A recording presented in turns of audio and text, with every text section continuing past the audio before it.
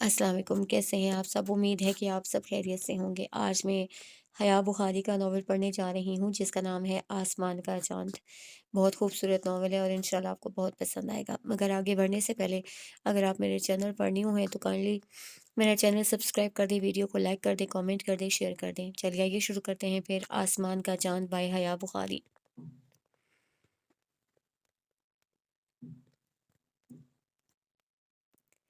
अवाइल अप्रैल के दिन थे, बहारों की महकती ठंडक अभी तक फ़िज़ा को मुअत्तर किए हुए थी, लेकिन इतने प्यारे मौसम के बावजूद वो पसीने से शराबोर थी।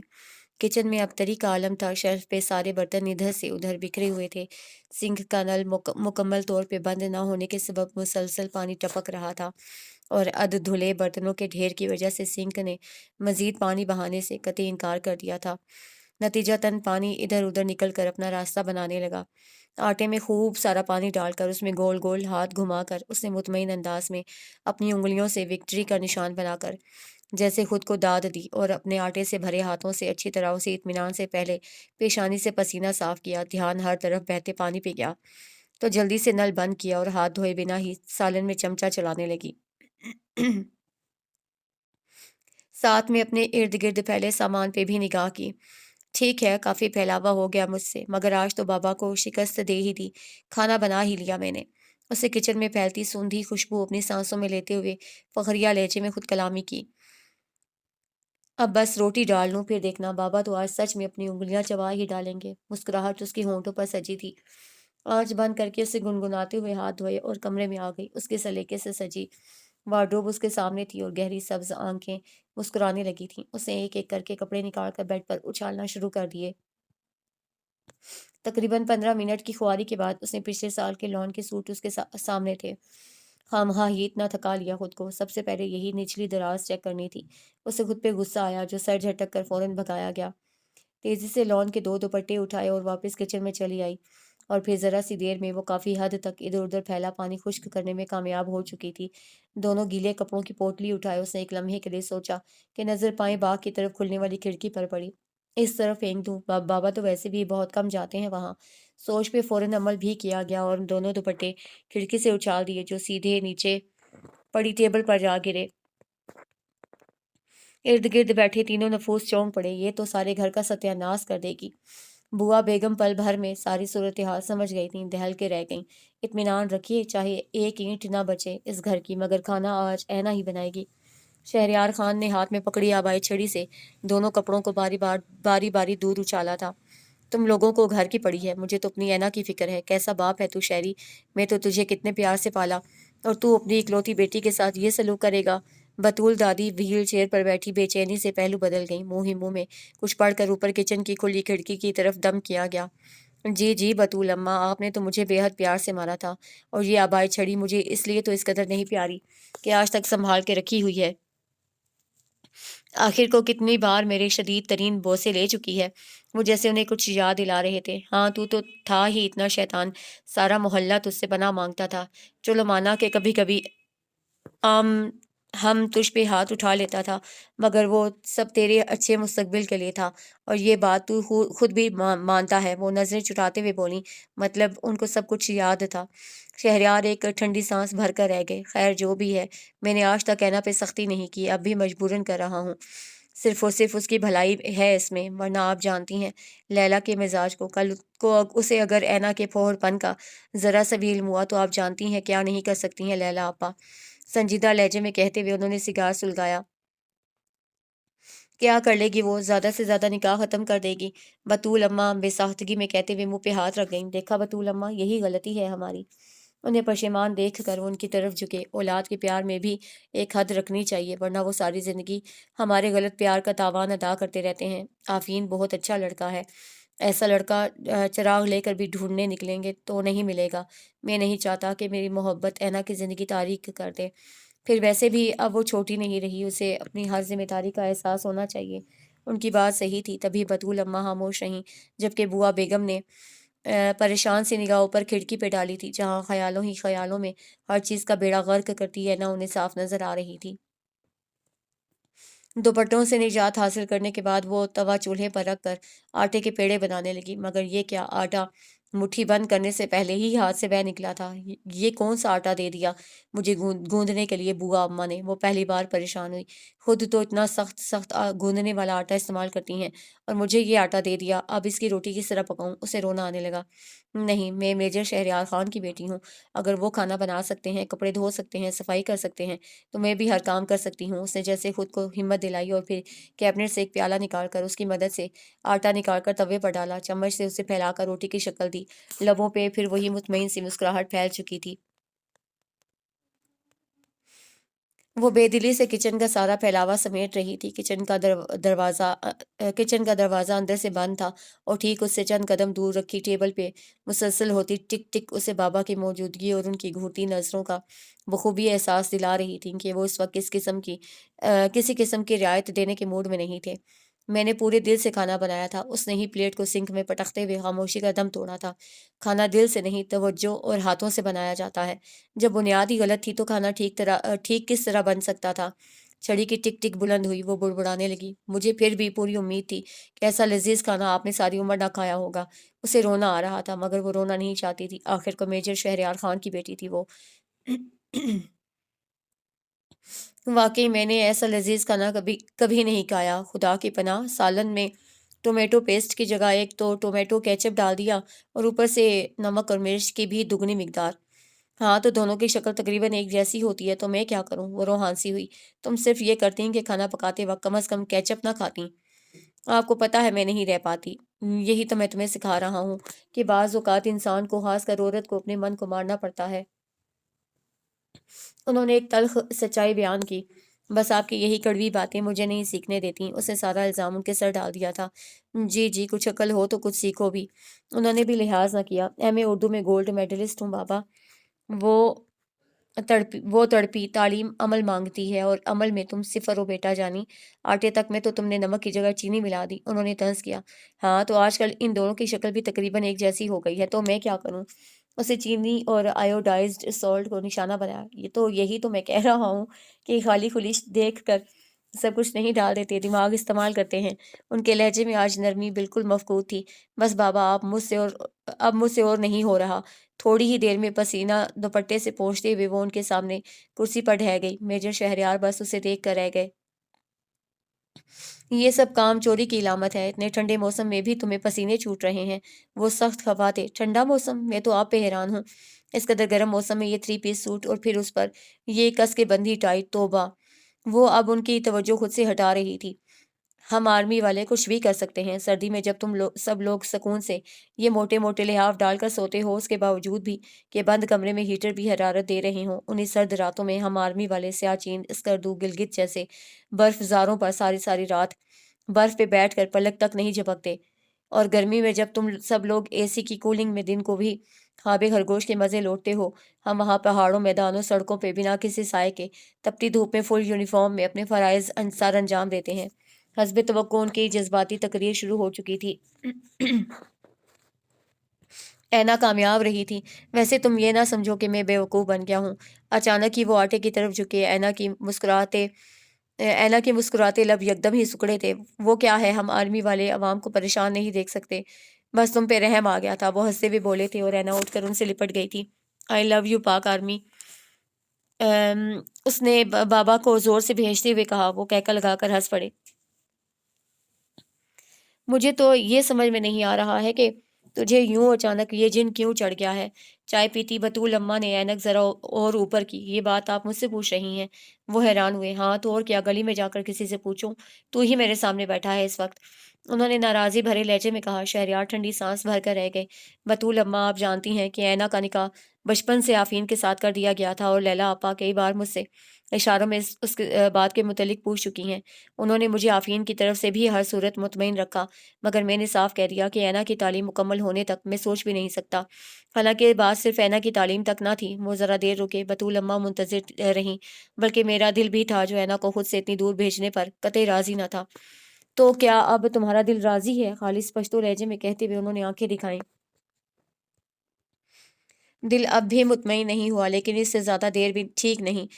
میں نے کہا نا کہ ماں باپ کو بعض فیصلے اپنی محبت کو پس پشت ڈال کر بچوں کی بہتری کے لیے لینا ہی پڑتے ہیں، اور بس میں اب یہ فیصلہ لے چکا ہوں کہ جب بھی لیلا آپا آفرین اور اینا کی شادی کا ذکر چھیڑیں، میں کسی قسم کا تردد نہیں کروں گا۔ انہوں نے میز سے چائے کا کپ اٹھاتے ہوئے کہا، تو اس میں اینا بیچاری کی زندگی یوں چکری میں ڈال دینا یہ کہاں کی اچھائی ہے؟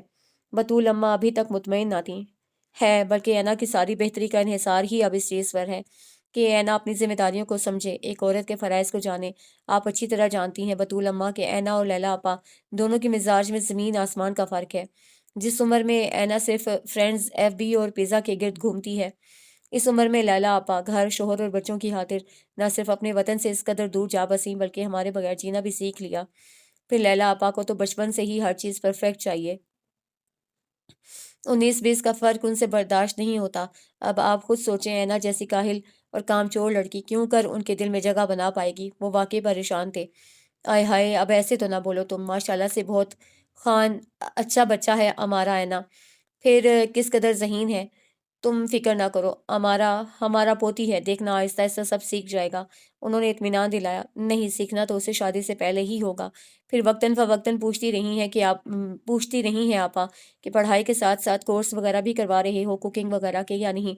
تب میں نے کتنی بڑکیں ماری۔ اب میں لیلا آپا کے سامنے شرمندہ نہیں ہونا چاہتا۔ انہوں نے دو ٹوک فیصلہ سنایا۔ اوہو، تو خانہ یوں بولو نا کہ پھنسا ہوا تم خود ہے اور اب آگے کر رہا ہے میری اینا کو۔ بطول اماں کو غصہ آنے لگا۔ جو بھی ہے بطول اماں، سب اینا کے فائدے کے لیے ہے، اور اس بار آپ کی بھی کوئی بات نہیں سنوں گا۔ آپ اینا سے کہہ دیں شام تک تیار رہے، اگلے 1 ہفتے تک وہ ممانی سے کوکنگ کی کلاس لے گی۔ 1 ہفتہ؟ اتنا عرصہ کیسے رہے گا؟ ان کا منہ کھلا۔ آپ بھی اس کے ساتھ جا سکتی ہیں، ویسے بھی آپ کی سگی بھانجی کا گھر ہے۔ ہاں یہ ٹھیک ہے۔ ان کی سانس بحال ہوئی۔ شہریار مسکرا دیے۔ شہریار بھائی کو تو بس وہم ہو گیا ہے خالہ، لیلا آپا کو کوئی نوکرانی چاہیے کہ بہو؟ عطیہ نے پودوں کو پانی دیتے ہوئے کہا تو بطول اماں نے اس بات میں سر ہلایا۔ یہی تو ہم نے بھی کئی بار بولا، مگر بات شاعری بھی ٹھیک کرتی ہے۔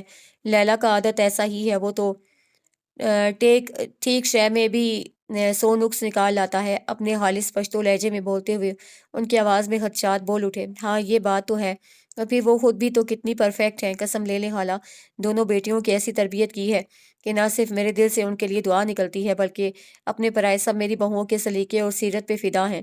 ان کی آواز کے ساتھ ساتھ ان کی آنکھیں بھی خوشی سے لو دینے لگیں۔ ماشاءاللہ، یہ بات تو ہے، آخر بیٹی کس کا ہے؟ بطول اماں کا بوڑھا چہرہ چمکنے لگا۔ مگر پھر بھی لیلا کا مزاج پہ نہیں گیا۔ وہ تو ایسا بولتا ہے کہ تورا بورا کے پہاڑ کو بھی پسینہ آ جائے۔ چہرے کی چمک پہ پھر خفگی غالب آنے لگی۔ ہاں یہ انداز ان کا غلط ہے، ڈانٹ ڈپٹ کر سکھانے سے بچوں کا اعتماد کھو جاتا ہے۔ عیشا اور میشا کو دیکھ لیں، امریکہ میں پرورش پانے کے باوجود یہاں آ کر ایسے چھپتی پھرتی ہیں جیسے کوئی مفرور مجرم ہو۔ بڑی مشکل سے میں نے اور بچوں نے ان کا اعتماد بحال کیا ہے۔ وہ ہاتھ صاف کرتے ہوئے ان کے پاس ہی کرسی پہ بیٹھ گئیں۔ بس یہی سوچ سوچ کر ہمارا دل بیٹھا جاتا ہے، اب اینا کو اکیلے کیسے اتنا دور بھیجے کام؟ اللہ خیر کرے گا، آپ پریشان نہ ہو۔ انہوں نے ان کا ہاتھ تھام کر انہیں تسلی دی تھی۔ اور پھر اگلا پورا ہفتہ مامی، میشا اور عیشا سب نے سب کچھ کر کے دیکھ لیا تھا، مگر اینا نہ بدلی۔ کبھی سالن ٹی وی شوز کی محبت میں جلا بیٹھی، کبھی صفائی کرتے کرتے کوئی نہ کوئی چیز ایسی گرا دیتی کہ عیشا اور میشا کا پھر صفائی کرتے کرتے برا حال ہو جاتا، اور قیامت تو اس دن ٹوٹی جب روٹی ڈالنے کی کوشش میں وہ پورا ہاتھ جلا بیٹھی، رو رو کے اسے آدھا آسمان سر پہ اٹھا لیا تھا۔ کیا پوچھا؟ آدھا آسمان کیوں؟ یار باقی دادی اور دوسرے گھر والوں نے اٹھا لیا تھا۔ شہریار انکل اور لیلا آپا کو نوازتے ہوئے، کاش یہاں زبان چڑھا سکتی۔ اس بار کی ناکامی ناقابل معافی تھی۔ شہریار خان نے اسے بولنا تک بند کر دیا تھا، کھانا بھی کمرے میں منگوا لیا تھا۔ وہ کئی بار دل مضبوط کر کے ان کے دروازے پہ دستک دینے جاتی مگر پھر واپس پلٹ جاتی، ہمت ہی نہ ہوتی۔ ابھی بھی لاؤنج میں بیٹھی انگلیاں چٹکا رہی تھی کہ فون بج اٹھا۔ کیونکہ قریب ہی بیٹھی تھی سو فوراً ریسیور اٹھا لیا تھا۔ السلام علیکم۔ دوسری طرف لیلا پھپھو تھیں، خود بخود ہی اس کے لبوں پہ مسکراہٹ بھی کر گئی۔ انہیں سے پاپا کی شکایت لگانی چاہیے، آخر کوئی اکلوتی بھتیجی ہوں، سیدھا کر کے رکھ دیں گی میجر صاحب کو۔ اس نے دل ہی دل میں سوچتے ہوئے ارادہ باندھا۔ ہیلو، پھپھو نے دوبارہ پوچھا۔ السلام علیکم پھپھو۔ وہ چونکی۔ وعلیکم السلام، میری جان نے فون اٹھا لیا آج تو؟ دوسری طرف لہجے میں ابھرتا پیار محسوس کر کے اس کی مسکراہٹ مزید نکھر گئی۔ ورنہ تو ترس جاتی ہوں تمہاری آواز سننے کو۔ انہوں نے گلا بھی کر ڈالا۔ ریلی سوری پھپھو، مصنوعی معذرت۔ اصل میں آپ کو تو پتہ ہے نا کہ آج کل لائف کتنی ٹف ہے، study, friends, games, social activities, سب کو کتنا ٹائم دینا پڑتا ہے۔ اپنے نئی دوست نے اچھی خاصی مصروف زندگی بتائی تھی، مگر نہ جانے کیوں دوسری طرف لیلا پھپھو کا منہ کھلے کا کھلا رہ گیا تھا، اور پھر یہ ڈائجسٹ کی ٹینشن اور ان کے طویل ناول، غلطی سے بس ایک قسط پڑھ لو تو باقی ساری قسطوں کا دل بار بار پوچھے گا کہ آئندہ قسط کب آئے گی، حالانکہ اچھی طرح پتہ ہوتا ہے کہ اگلے ماہ ہی آئے گی، مگر نہ جی، اتنی ٹینشن اف کے نہ پوچھو۔ اسے پیشانی سے پسینہ صاف کیا، دوسری طرف نہ جانے کیوں خاموشی چھائی رہی۔ پھپھو، اسے لگا لائن کٹ گئی۔ دوسری طرف شاید وہ چونکی تھیں۔ اچھا، گھر کے کاموں میں بھی زیادہ دلچسپی لیتی ہو تم، شاید پھر اسی وجہ سے میں نے بھی ان کتابوں سے بہت کچھ سیکھا۔ ان کی آواز ذرا مدھم تھی۔ گھر کے کام؟ وہ منمنائی۔ اللہ نہ پوچھیں پھپھو، بابا نے آج کل میرا جینا حرام کر رکھا ہے۔ اسے گلے شکوے یاد آئے۔ کیوں، کیا ہوا؟ خیریت؟ پھپھو بھی پریشان ہوئی۔ قسم لے لیں پھپھو، جب سے یونیورسٹی آف ہوئی ہے میری، تب سے بس ہر وقت دھمکی، غصہ اور ڈانٹتے رہتے ہیں، نہ جانے کس تالاب کے مگر مچھوں سے اس کی دوستی تھی جو موقع ملتے ہی اسے آنسو ادھار دے دیتے تھے۔ لیکن کیوں، ہوا کیا ہے؟ پوری بات بتاؤ مجھے۔ لیلا کو واقعی فکر ہونے لگی۔ وہی پھپھو، عام روایتی ماؤں والی باتیں، پتہ نہیں کہاں سے سیکھ لی ہیں، ہر وقت تانے۔ کچھ نہ کچھ سیکھ لو، خود کو ہی آسانی ہوگی، ورنہ اگلے گھر جا کر اپنے ساتھ ساتھ میری بھی ناک کٹوا دو گی۔ کھانا بناؤ، آٹا گوندو، روٹی بنانا سیکھ لو، صفائی کا سلیقہ رکھو، یہ کر دو، وہ کرو۔ اف، اس نے کسی بڑی بوڑھی کی طرح یوں ہاتھ ہلا ہلا کر کہا جیسے واقعی پھپھو سے دیکھ رہی ہوں۔ تمہیں کھانا بنانا نہیں آتا؟ نہ جانے کیوں اسے پھپھو کا لہجہ اس بار اتنا دکھی لگا جیسے ان کا کوئی قریبی مر گیا ہو۔ جی پھپھو، اب آپ خود ہی بتائیں، میجر شہریار خان کی بیٹی کو بھلا کوئی کام کرنے کی کیا ضرورت ہے کہ نہیں؟ اس سادگی پہ کون نہ مر جائے۔ اے خدا، فون بند ہو چکا تھا۔ وہ حیرت سے ریسیور کو تکتی رہ گئی۔ اوہ، بابا پہ غصہ، آخر اپنی اکلوتی بھتیجی کا صدمہ کیسے برداشت کر سکتی تھیں؟ مسکراتے ہوئے ریسیور پٹکا گیا تھا۔ دن بدن یہ لڑکی ان کی پریشانی بڑھا رہی تھی۔ لیلا آپا کسی بھی وقت شادی کے لیے کہہ سکتی تھیں، اور اینا تو ان کی ہزار کوششوں کے باوجود گھر کے کاموں سے یوں دور بھاگتی جیسے 2 شادیاں کرنے والا مرد تیسری شادی سے۔ اوپر سے انہوں نے کس قدر تعریفوں کے پل باندھ رکھے تھے لیلا آپا کے سامنے اپنی بیٹی کے سگڑاپے اور سلیقے کے، اور اب ان کو ہمیشہ یہی لگا تھا کہ جو ہی اینا کا دھیان پڑھائی سے ہٹے گا، وہ یکسوئی سے سارے کام سیکھے گی، تبھی اس کو کبھی گھر کے کاموں کو ہاتھ نہ لگانے دیا تھا۔ لڑکی ہونے کی وجہ سے فطرتاً بھی اگر وہ کوئی کام کرنا چاہتی تو بڑی محبت سے اسے یہ کہہ کر روک دیا کرتے کہ میجر شہریار خان کی بیٹی کو کام کرنے کی کیا ضرورت، مگر انہیں ہرگز یہ نہ پتا تھا کہ وہ اس بات کو اپنے پلو سے باندھ کے رکھ لے گی، بلکہ اس نے تو شاید یہ بات گرہ میں باندھ لی تھی کہ اب اگر وہ خود سے اسے کوئی کام کرنے کا کہتے تو وہ بڑے مزے سے ان کے ہی وہی فکریں دہرا دیتی۔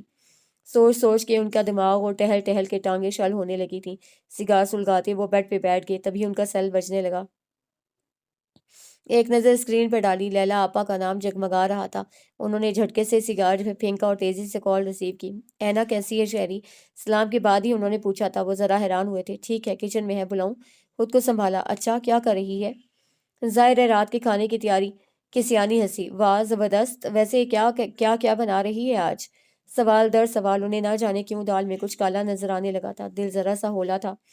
جانتی تو ہے آپا، ایک چیز کہاں بناتی ہے، شاید پلاؤ یا بریانی، کیونکہ رائس کی ایک ڈش تو لازمی ہے اس کے مینیو میں۔ ساتھ میں شاید کوفتے بنا لے، اور نہیں تو کباب تو ضرور بنائے گی۔ وہ بمشکل بتا پائے۔ کچھ اور ڈشز بھی سوچ لو، اور پھر بھی اگر یاد نہ آئے کوئی ڈش تو زبیدہ آپا کے سارے تراکیب کے رسالے لے کر دیکھ لو۔ اب کی بار آواز ذرا سی تیز ہوئی۔ ادھر خاموشی رہی۔ ساری دال ہی کالی ہو چکی تھی، اب کوئی فائدہ نہ تھا۔ انہوں نے ٹھنڈی سانس بھری۔ اتنا بڑا جھوٹ کیوں بولا شہری تم نے؟ خفگی سے پوچھا گیا۔ کم از کم تم مجھے اس بات سے بے خبر نہ رکھتے تو میں کچھ نہ کچھ کر کے اینا میں یہ شوق ڈال ہی دیتی، آخر وہ لیلا کی بھتیجی ہے، فخر سے جتلایا گیا، اور انہوں نے تسلیم بھی کیا۔ میرے تو ہاتھ پاؤں کانپ رہے ہیں، تہجد کے وقت سے لے کر سونے تک ہر وقت کام میں جتی رہنے والی لیلا کی بہو کی اتنی tough life, study, music, T V digest, social web sites, mobile friends, اور بس کو بہ پھیل گئی بات شناسائی کی۔ انہوں نے کڑ کے سوچا تھا، یہ سب آپ کو کس نے بتایا؟ انہیں اچانک ہی ایک کمزور سا خیال آیا، سب کچھ سے مکر جانے کا خیال۔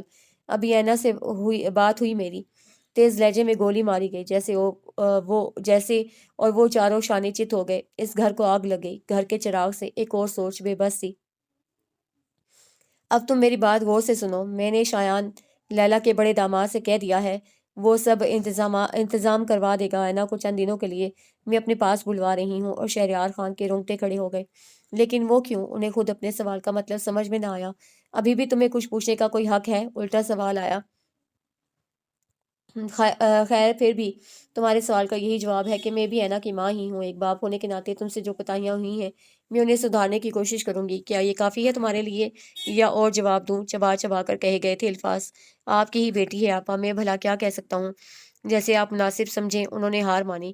ان کی بات مکمل ہوتے ہی لیلا نے فون بند کر دیا تھا اور وہ دل ہی دل میں اینا کی بے وقوفی پہ تڑپ کے رہ گئے تھے۔ اینا کو پتہ چلا تو ہواؤں میں اڑنے لگی، خوشی سے تناسب سے زیادہ سانسیں آنے لگیں۔ کاش ایسے خوشگوار لمحوں میں بڑھ جانے والی آکسیجن کہیں جمع کی جا سکتی۔ موبائل میں موجود نمبرز کو پیغام دے کر بتایا گیا، اپنے تئیں خوب جلایا گیا۔ واٹس ایپ پہ چیختی چلاتی آڈیو بھیجی گئی اور خاص طور پہ آئی ایم ان امریکہ والی شرٹ پہن کر فل سٹائل سے تصویر لے کر فیس بک کی ڈی پی تبدیل کر دی گئی۔ لیکن خوشی اس قدر بانٹنے کے باوجود بھی تھی کہ بڑھ ہی جا رہی تھی۔ آفین ایک کام کرو گے؟ لیلا کمرے میں آئی۔ آفین لیپ ٹاپ پہ مصروف تھا۔ کیا کر رہے ہو؟ آفین کے نے ذرا کے ذرا نظریں اٹھاتے ہی انہوں نے دوسرا سوال بھی کر دیا۔ جی امی ضرور کروں گا، اور جس ہوٹل میں کام کرتا ہوں وہ ہوائی میں بھی ایک چھوٹا سا ریسٹورینٹ کھولنا چاہتے ہیں۔ اس سے مسکراتے ہوئے آرام سے ماں کے دونوں سوالوں کا جواب دیا تھا۔ اسی جگہ بیٹھے بیٹھے ہی سب بات طے کر رہے ہو؟ وہ حیران ہوئی۔ نہیں امی، چوٹ کی وجہ سے میں چھٹی پہ تھا، تبھی میل کے ذریعے بس مطلع کیا اور یہ بھی کہا کہ جو بھی تجاویز ہوں میرے پاس وہ نوٹ کرا دوں۔ لیپ ٹاپ ایک طرف کھسکا کر وہ تکیے سے ٹیک لگاتے ہوئے بولا، اوہو مجھے تو یاد ہی نہیں رہا، میں ہلدی لگا دوں تمہیں؟ انہیں اچانک ہی خیال آیا، کب کا لگا چکا امی، اور ویسے بھی کافی بہتر ہوں میں۔ آپ یہ بتائیں کیا کام تھا آپ کو؟ اس نے اٹھ کر بیٹھتے ہوئے ماں کا ہاتھ تھاما۔ فیس بک پہ اینا کو ڈھونڈنا ہے مجھے، ذرا دکھاؤ تو یہ کیسی سوشل ویب سائٹ ہے اور کتنی بزی رہتی ہے میری بھتیجی؟ ان کا کام سن کر نہ جانے کیوں آفین کو اپنے 100 کام یاد آ گئے۔ وہ فوراً بیڈ سے نیچے اترنے لگا۔ کیا ہوا؟ ایک کام یاد آ گیا امی۔ کون سا کام یاد آ گیا، اور وہ بھی اس قدر اچانک؟ امی ضروری کام تو ہمیشہ اچانک ہی یاد آتے ہیں، بونگی ماری۔ اماں کا کھلا منہ مزید کھل گیا۔ بیٹھ جاؤ آرام سے، وہ بھی بھلا کب اتنی آسانی سے ہار ماننے والی تھی؟ مجھے اینا کا اکاؤنٹ دکھا دو، پھر جو چاہے کام کرو۔ فوراً اسے کھینچ کر دوبارہ بٹھا لیا۔ آفین نے بے بسی سے لیپ ٹاپ سامنے کیا اور چند لمحوں بعد اسے مزید کام یاد آنے لگے تھے۔ جب اسے اینا کا اکاؤنٹ ڈھونڈا، لیکن وہ جانتا تھا فی الحال یہ کام اس کی جان چھوڑنے والا نہیں تھا۔ لیلا نے اس کے چہرے کے بدلتے تاثرات بھانپتے ہی لیپ ٹاپ اپنی طرف موڑا، اور اگلے ہی پل وہ اپنے سارے کام بھلائے حیرت سے لیپ ٹاپ کی اسکرین کو تکے جا رہی تھی، جہاں ان کی نرم و کومل سی شولڈر کٹ سنہری بالوں والی بھتیجی کی خوبصورت تصویر مسکرا رہی تھی۔ شرارت سے ایک آنکھ بند تھی، زبان منہ سے باہر اور بائیں ہاتھ کی 2 انگلیاں اس کی پہنی شرٹ کی طرف اشارہ کر رہی تھی۔ آئی ایم ان امریکہ لکھائی صاف تھی۔ استغفر اللہ! ان کے بڑبڑانے پہ آفین نے بمشکل گلے میں اٹھتے جوار بھاٹے کہہ کا گلا گھونٹا تھا۔ کیا کہہ رہے ہیں شایان؟ شایان نے جو ہی اینا کے امریکہ جانے کا ذکر چھیڑا، کھانے کی میز کے گرد موجود سبھی نفوس کو اچھو لگ گیا۔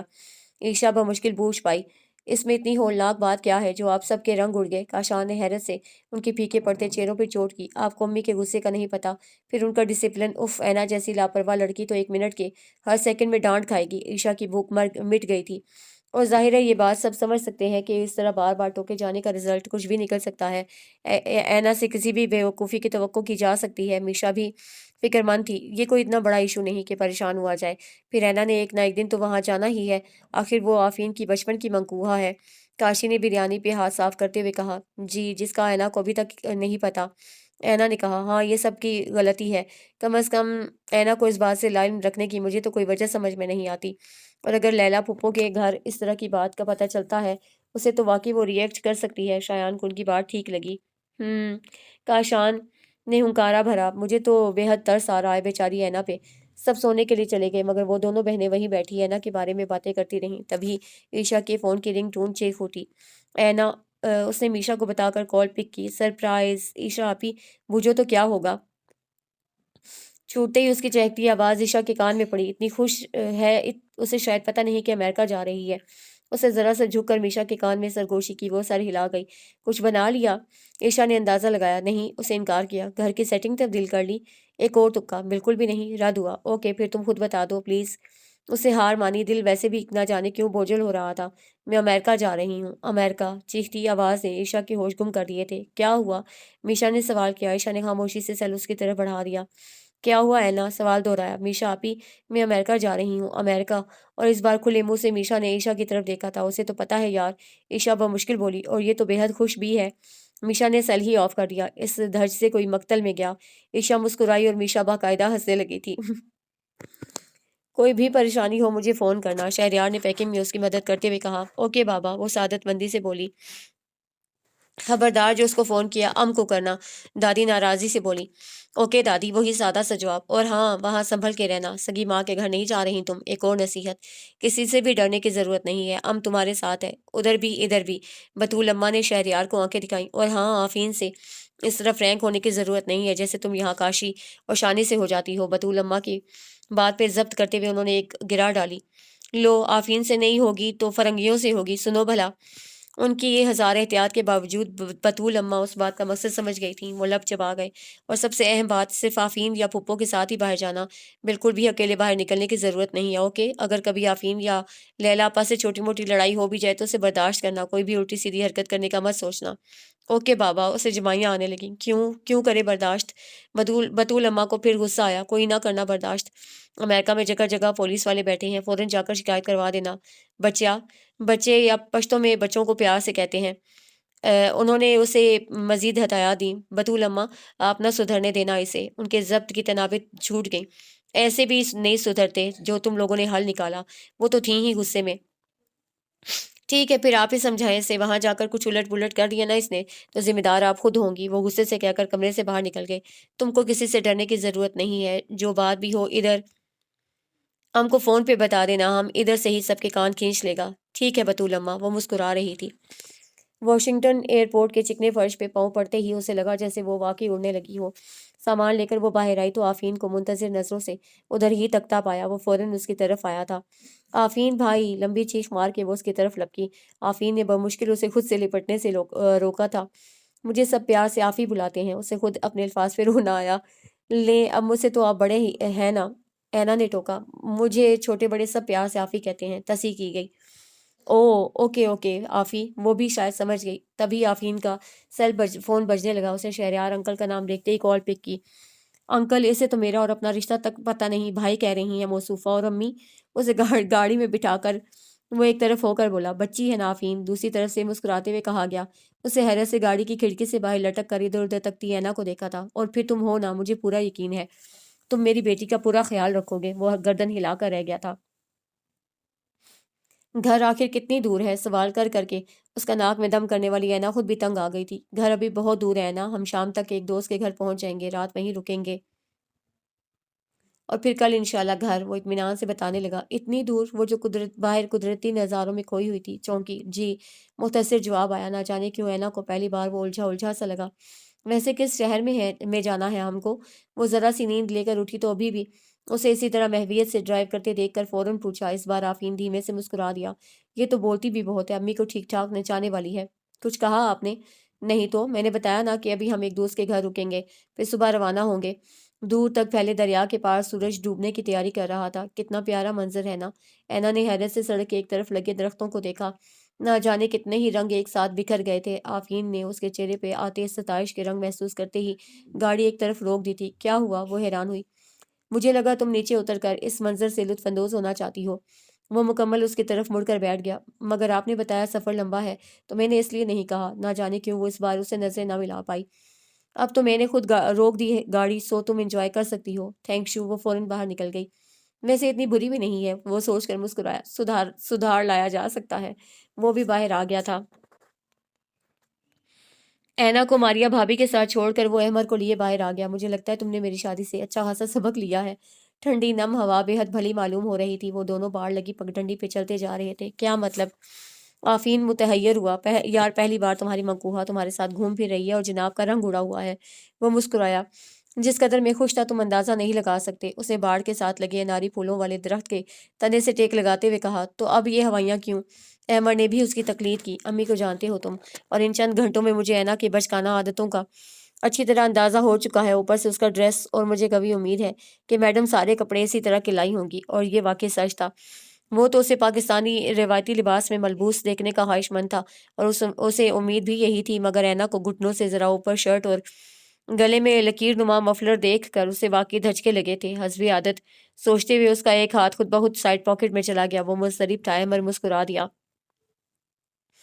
آپ دونوں کی لو میرج ہے؟ مزے سے سیب کو ترتی وہ انگلش میں بولی۔ احمر کی مسز ماریا نو مسلم امریکن لڑکی تھی، اسے اردو نہیں آتی تھی۔ یہ سب جان کر وہ بے حد ایکسائٹڈ تھی۔ جی مگر پہلی پسند احمر کی تھی۔ انہوں نے جب مجھے پرپوز کیا تو میں نے انکار نہیں کیا۔ مجھے لگا اللہ نے مجھے انعام دے دیا، کیونکہ ہم ایک ہی جگہ کام کرتے تھے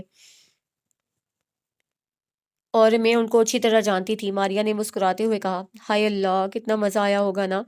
وہ اٹھ کر پرجوش لہجے میں کہتی احمر اور آفرین کے پاس آ کر بیٹھ گئی۔ کاش کوئی یہیں امریکہ میں اسی طرح مجھے بھی پرپوز کر دے۔ جوس پیتے احمر کو زور کا اچھو لگا اور آفرین، اس کی تو کمر صوفے کی پشت سے جا لگی تھی، کھڑا ہوتا ہو تو یقیناً زمین سے بھی جا لگتی۔ اینا، آپ تو مجھ سے بھی زیادہ لکی ہو۔ ماریا فوراً اس کے پیچھے آئی تھی۔ آفرین اچھی خاصی ان دونوں کی برین واشنگ کر چکا تھا۔ وہ کیسے؟ اینا حیران ہوئی۔ وہ ایسے کہ منی تمہیں منی سوٹا کی سلیٹی پانیوں کی سرزمین بلا رہی ہے۔ وہ بات بدل رہی تھی۔ یہاں کی شام کتنی حسین ہے نا؟ وہ کھڑکی کے پاس جھانکتے ہوئے بولی۔ ہاں واقعی یہاں کی شام بہت حسین ہے، اور دیکھنا اسی طرح کی کسی شام میں پانیوں میں جھلملاتی روشنیوں کی نوخیز کرنوں میں کوئی تمہیں بھی تم سے مانگ لے گا۔ ماریا نے شرارت سے سامنے بیٹھے آفرین کی طرف دیکھا۔ وہ زبان چڑھا گیا۔ سچ میں دعا دے رہی ہیں آپ؟ ماریا کو کچن کی طرف جاتا دیکھ کر وہ بھی اس کے پیچھے چلی گئی۔ میری ساری ہمدردیاں تمہارے ساتھ ہیں، احمد نے اس کی مضبوط شانوں پہ اپنا ہاتھ رکھتے ہوئے کہا۔ مکہ کھائے گا؟ آفرین نے واقعے میں مکہ دکھایا۔ احمد کا کہکا بے ساختہ تھا۔ ویسے ماریا، کیا آپ نے اسلام احمد بھائی کے لیے قبول کیا تھا؟ رات کافی سرد تھی وہاں کی، پھر بھی وہ ضد کر کے ماریا کو باہر باغیچے میں لے آئی تھی، جس کے چاروں طرف لکڑی کی ننھی سی باڑ لگا کر صحن کی شکل دے دی گئی تھی۔ اسے واقعی وہاں آ کر بہت اچھا لگ رہا تھا۔ نہیں، ہرگز نہیں۔ میں نے بتایا نا کہ ہم دونوں ایک ہی آفس میں کام کرتے تھے۔ مجھے بالکل بھی اندازہ نہ تھا کہ احمد مجھ میں دلچسپی رکھتے ہیں۔ مجھے اپنی ایک دوست کی وجہ سے اسلام کو جاننے کا موقع ملا۔ پھر میں نے باقاعدہ اس کے ساتھ کئی لیکچر بھی اٹینڈ کیے، اسلام اور غیر اسلامی مفکرین کی کتابوں کا مطالعہ کیا، اور جب میں ذہنی طور پہ بے حد مضبوط ہو گئی تو میں نے قرآن پاک کا مطالعہ شروع کر دیا، اور بس میں اپنے رب کے قریب آتی گئی۔ ماریا کے چہرے پہ کس قدر نور بکھر رہا تھا، وہ گمسم سی اس کو دیکھے گئی۔ احمد نے تو اسلام قبول کرنے کے بعد اس وقت مجھے پرپوز کیا، جب گھر والوں کے رویے سے تنگ آ کر میں گھر چھوڑ کر ایک دوست کے پاس رہنے لگی۔ اس کے گلابی ہونٹ مسکائے۔ واہ واہ، کتنی زبردست رومانٹک سٹوری ہے آپ کی۔ کاش کاش کہ میں بھی ایسی لکی ہوتی۔ پھر وہی حسرت۔ ویسے آفین کے متعلق تمہارا کیا خیال ہے؟ ماریا کو موقع اچھا لگا۔ جی، اینا چونکی۔ میرا مطلب ہے کہ احمد کی طرح آفین بھی تو اسمارٹ ہے، کتنی ڈیشنگ پرسنالٹی ہے ان کی۔ باہر آتے آفین کے قدم رکے، وہ جواب سننا چاہتا تھا۔ ہاں، آخر کزن کس کے ہیں؟ اسے فرضی کالر جھاڑے۔ پھر میرے ابو، میرے دادا اور شانی اور کاشی بھیا، بس یوں سمجھیں کہ آپ کی فلم میڈیا کے سارے Tom Cruise, James Bond, Brad Pitt ان کے مقابلے پہ آئیں تو شرما جائیں۔ آفین بھائی تو کافی پیچھے ہیں ابھی۔ یہ ٹھیک ہے کہ اسمارٹ ہے، لیکن وہ رکی۔ آفین کا سر جھکا۔ لیکن پھر بھی، مگر وہ شان نہیں جو بابا اور دادا جی کے قد کو مزید بڑھا دیتی تھی۔ ماریا دونوں ہاتھوں میں سر تھام گئی۔ اور پھر سب سے بڑھ کر مونچھیں، ان کی مونچھیں نہیں ہیں جو کہ ہمارے خاندان کے مردوں کی شان ہے۔ اسے بات ختم کی اور وہ شرم سے ڈوب بھی نہ سکا، کیونکہ گھر کے قریب جھیل تو تھی مگر چلو بھر پانی نہ تھا۔ مونچھیں! حیرت ہے تم ایک پیدائشی مسلمان ہو کر یہ کپڑے کیسے پہن لیتی ہو؟ وہ تیار ہو رہی تھی جب ماریا وہاں آئی۔ ماریا کی بات سن کر وہ چونکی۔ کیا مطلب؟ اتنی ٹائٹ شرٹ، سلیو لیس اور پھر ٹائٹ جینز، جبکہ اس معاملے میں تو اسلام اور قرآن کی ہدایات بہت سخت اور واضح ہیں۔ ارے یہ بات نہیں ماریا، اصل حیا تو انسان کی آنکھ میں ہونی چاہیے، اس نے دلیل دی۔ آنکھ کی حیا اور پردہ تو مرد کے لیے ہے، عورت کے لیے تو ایک بال تک کا پردہ واجب کیا گیا ہے۔ کہاں اتنے تنگ لباس؟ وہ اس قدر نرم لہجے میں بول رہی تھی کہ اینا کو واقعی شرم آنے لگی۔ پتا ہے، میں تمہاری پھپھو سے کئی بار مل چکی ہوں۔ امریکہ جیسے بڑے ملک میں رہتے ہوئے بھی انہوں نے آج تک خود کو پاکستانی کلچر اور اسلامی شناخت سے الگ نہیں ہونے دیا۔ ویسے اگر دوست مانو تو ایک بات مانو گی میری؟ اس نے نرمی سے اس کا ہاتھ اپنے ہاتھ میں لیا۔ ہاں ماریا، آپ میری واقعی بہت اچھی دوست ہو۔ مجھے آپ کی باتیں بے حد اچھی لگی۔ میں نے سچ میں محسوس کیا کہ واقعی میں غلط ہوں۔ وہ شرمندہ ہوئی تھی۔ بلیو جینس پہ بیبی پنک کلر کی لمبی سی شرٹ اور اوپر میرون کلر کا گہرا سکارف آفین نظر نہ ہٹا پایا۔ خود اینا کو بھی اپنا وجود بے حد اجلا اجلا اور پر اعتماد لگ رہا تھا۔ اسے وہ گھبراہٹ نہیں ہو رہی تھی جو وہ سوچ رہی تھی کہ ہوگی، کیونکہ وہ اس سب کی عادی نہ تھی۔ رشتے بہت پیاری چیز ہوتے ہیں، سوچو اتنے عرصے بعد جب لیلا آنٹی آپ کو اس طرح دیکھیں گی تو کتنا ہرٹ ہوں گی کہ وہ امریکہ جیسے ملک میں رہ کر بھی اپنی روایات کو زندہ رکھے ہوئے ہیں، اور ان کی عزیز از جان بھتیجی پاکستان سے یوں مغربی انداز اپنا کر آئی ہے۔ اب آپ اتنا تو کر ہی سکتی ہیں اپنوں کے لیے۔ اور اسے فوراً ماریا کی بات مان لی تھی، اور اب واقعی اسے خود بھی اچھا لگ رہا تھا۔ تھینکس یو سو مچ یار، اور اسپیشلی بھابھی آپ کا۔ اسے اینا کے گاڑی میں بیٹھتے ہی ان کا شکریہ ادا کیا تھا۔ اینا کے رویے میں بہت لچک ہے آنٹی، اگر اپنی طنز مزاجی کی وجہ سے غلطی کریں تو پلیز تم دھیان رکھنا۔ یقین کرو اینا بالکل ویسے ہی روپ میں ڈھل جائے گی جیسے تم اسے دیکھنا چاہتے ہو، مگر صرف پیار اور عزت سے۔ ماریا نے مسکراتے ہوئے کہا۔ آفین نے سر ہلاتے ہوئے احمد سے مصافحہ کیا اور گاڑی کی طرف بڑھ گیا۔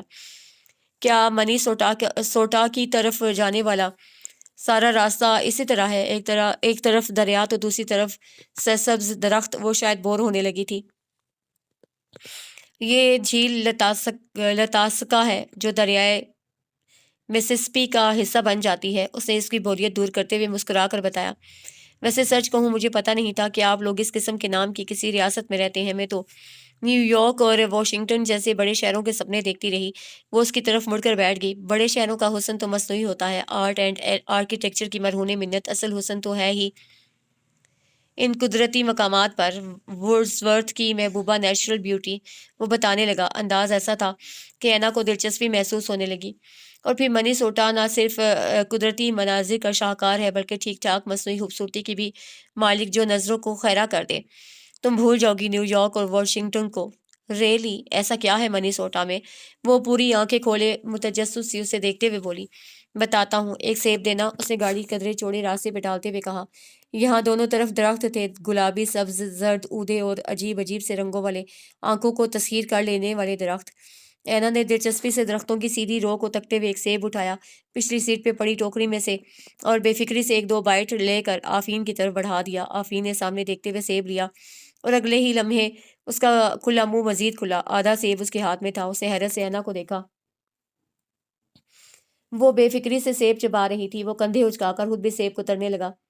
اب بتائیں بھی، اینا کا صبر جواب دے گیا۔ اس کی وجہ شہرت ہے، اس کی 10-11 ہزار جھیلیں۔ وہ خود ہی بتانے لگا۔ اوہ، 10 ہزار جھیلیں؟ جی جناب، یہاں زیادہ تر خالی ویرانے ہیں، مگر لوگوں کی سیاحت اور دلچسپ تفریحی سہولیات کی وجہ سے وہ بھی سال کے کئی ماہ آباد رہتے ہیں۔ وہ اس وقت بھی کسی ویرانے سے ہی گزر رہے تھے، دونوں طرف بیابان زمین اور نہ جانے کتنی دور تک جاتی پتلی سی صاف ستھری سڑک دھوپ میں کسی چمکیلے سانپ کی طرح دکھائی دے رہی تھی۔ اگر منی سوٹا ریاست ہے تو ریاست کا کوئی شہزادہ بھی ہوگا۔ اچانک ہی اینا کی آنکھیں چمکی۔ آفین نے ایک ٹھنڈی سانس خارج کی۔ ہاں، مختصر جواب دیا۔ کنوارا ہے؟ مزید پرجوشی سے سوال کیا گیا۔ جی، اسے بھی شرارت سوچی۔ ویسے وہ کیسے دکھتے ہیں؟ آپ نے کبھی دیکھا ان کو؟ آفین نے ایک نظر اسے دیکھا، بڑی بڑی کالی آنکھوں میں شوق نمایاں تھا۔ روز ہی دیکھتا ہوں، اس کے منہ سے پھسلا۔ جی؟ حیران ہوئی۔ میرا مطلب ہے کئی بار، کیونکہ میں اکثر گیا ہوں۔ اوکے، کیسے ہیں وہ؟ پھر وہی سوال۔ وہ کچھ دیر سوچنے لگا، کسی یونانی دیوتا کی طرح۔ اس نے گاڑی روک دی۔ سنہری آنکھوں والا، دلوں کو تسخیر کرنے والی مسکراہٹ، اور وہ واپس سیدھا ہو کے بیٹھ گیا۔ کار اسٹارٹ ہو گئی اور اینا بےتاب ہوئی۔ اور بھی بہت کچھ ہے اس میں، لیکن وہ مایوسی سے بولا۔ لیکن کیا؟ ادھر بے صبری تھی۔ لیکن اس کی مونچھیں نہیں ہیں۔ نچلا ہونٹ پھر دانتوں تلے دبایا۔ اوہ، اینا نے اطمینان بھرا سانس لیا۔ اس میں کون سی بڑی بات ہے؟ پٹھان تھوڑی نہ ہے بابا کی طرح، آخر اتنی بڑی ریاست کا شہزادہ ہے، پھر ماڈرن دور کا ہے، اتنا تو اس کا حق بنتا ہے۔ وہ پھر باہر جھانکنے لگی تھی۔ آفین کے ہونٹوں پہ بڑی دلکش مسکراہٹ کھیل رہی تھی۔ سنو، وہ ذرا سا کھڑکی سے باہر نکل کر چیخی تھی۔ ہر کولیس کے ہم پلہ، میں آ رہی ہوں منی سوٹا، پانیوں کی سرزمین پہ تمہارا غرور توڑنے۔ وہ کھلکھلائی اور آفین نے مسکراتے ہوئے گاڑی کی اسپیڈ بڑھا دی۔ ایپولس اور سینٹ پال منی سوٹا کے جڑواں شہر ہیں، اور زیادہ تر یہی علاقے آباد ہیں۔ ہم بھی یہیں جا رہے ہیں۔ شہری علاقہ شروع ہوتے ہی آفین نے آگاہ کیا۔ شہر کے داخلی راستے پہ سامنے درختوں کے بیچوں بیچ یادگاری نشان کھڑا تھا، جس پہ سنہری حروف میں لکھا تھا، منیسوٹا ویلکمز یو۔ منیسوٹا خوش آمدید کہتا ہے آپ کو۔ آفین نے مسکراتے ہوئے وہ الفاظ دہرائے تھے، اور اینا بھی مسکرا دی تھی۔ تقریباً آدھے گھنٹے کی ڈرائیو کے بعد وہ لوگ ایک فارم نما علاقے میں داخل ہوئے۔ ہر طرف بیضوی گول مربع اور ترچھی شکل کے کھیتوں کے قطعے بے حد دلکش معلوم ہو رہے تھے۔ ذرا دور جا کر ہی گھروں کی ٹہلوانی چھتیں نظر آنا شروع ہو گئی تھیں۔ یہاں برف باری بہت زیادہ ہوتی ہے، تبھی چھتیں ٹہلوانی رکھی جاتی ہیں تاکہ برف آسانی سے بہہ سکے۔ یہ ویسے دیہی علاقہ ہے، مگر تمام جدید سہولیات کی وجہ سے تیزی سے آبادی میں اضافہ ہو رہا ہے۔ آفین نے ایک لین میں گاڑی گھماتے ہوئے بتایا، اور پھر بالکل احمر کے گھر کی باڑ لگے صحن کی طرح والے گھر کے سامنے ان کی گاڑی جا کر رکی۔ وہ دونوں نیچے اترے اور پھر لیلا پھپھو سے مل کر اس کے وہ سارے خدشات دم توڑ گئے جو دوسروں کی زبانی ان کے متعلق سن سن کر اسے لاحق ہو گئے تھے۔ کل سے میری سیاحت شروع، منی سوٹا، تمہیں تسخیر کرنے سے اب مجھے کوئی نہیں روک سکتا۔ مسکراتے ہوئے اسے نرم سا کمبل اپنے گرد لپیٹا تھا۔ تھوڑی دیر بعد ہی وہ نیند کی وادیوں میں منی سوٹا کے شہزادے کو تلاش کر رہی تھی۔ حد ہوتی ہے سونے کی، کسی نے جھٹکے سے اس کا کمبل کھینچا تھا۔ کیا ہوا؟ وہ غصے سے بولی۔ 8:30 بج رہے ہیں لڑکی، یہ اٹھنے کا ٹائم ہے، نماز کے لیے بھی نہیں اٹھی، اب تو اٹھ جاؤ۔ پھپھو کا لہجہ بے حد سخت تھا، اسے اپنی آنکھوں پہ یقین نہیں آیا۔ اسے آنکھیں بند کی کہ شاید سامنے کھڑا غصہ کرتا وجود کسی اور کا ہو، مگر نہیں، وہ لیلا پھپھو ہی تھی۔ اسے رونا آنے لگا۔ اب اٹھو، ناشتہ کر لو، میں نے کام پہ بھی جانا ہے، انہوں نے سختی سے کہا اور باہر نکل گئیں۔ پھپھو چند گھنٹوں میں بدل کیسے گئیں؟ وہ آنسو روکتی باتھ روم کی طرف بڑھ گئی۔ امی تھوڑی مزاج کی سخت ہے، تم خفا مت ہونا، ویسے بھی چند ہی دن کے لیے رہنے آئی ہو، برداشت کر ہی لوگی۔ آفین نے اسے بتا دیا تھا۔ ڈونٹ وری، مجھ پہ تھوڑی غصہ کریں گی، میں تو مہمان ہوں، اس نے کتنے مان سے کہا تھا، اور آفین ہنس دیا تھا۔ امی نے تمہیں یہاں سب کام سکھانے کے لیے بلوایا ہے، وہ تمہارے گھر کے کام میں کچھ تربیت کرنا چاہ رہی ہیں، اور اس طرح کافی ڈانٹ کھا سکتی ہو۔ اس وقت وہ واقعی اگنور کر گئی تھی، مگر اب لیلا پھپھو کے غصے نے اسے بوکھلا کے رکھ دیا تھا۔ وہ باہر آئی تو اوپن کچن کے سامنے رکھی چھوٹی سی ٹیبل پہ ناشتہ لگا تھا، جہاں آفین بیٹھا کافی پی رہا تھا۔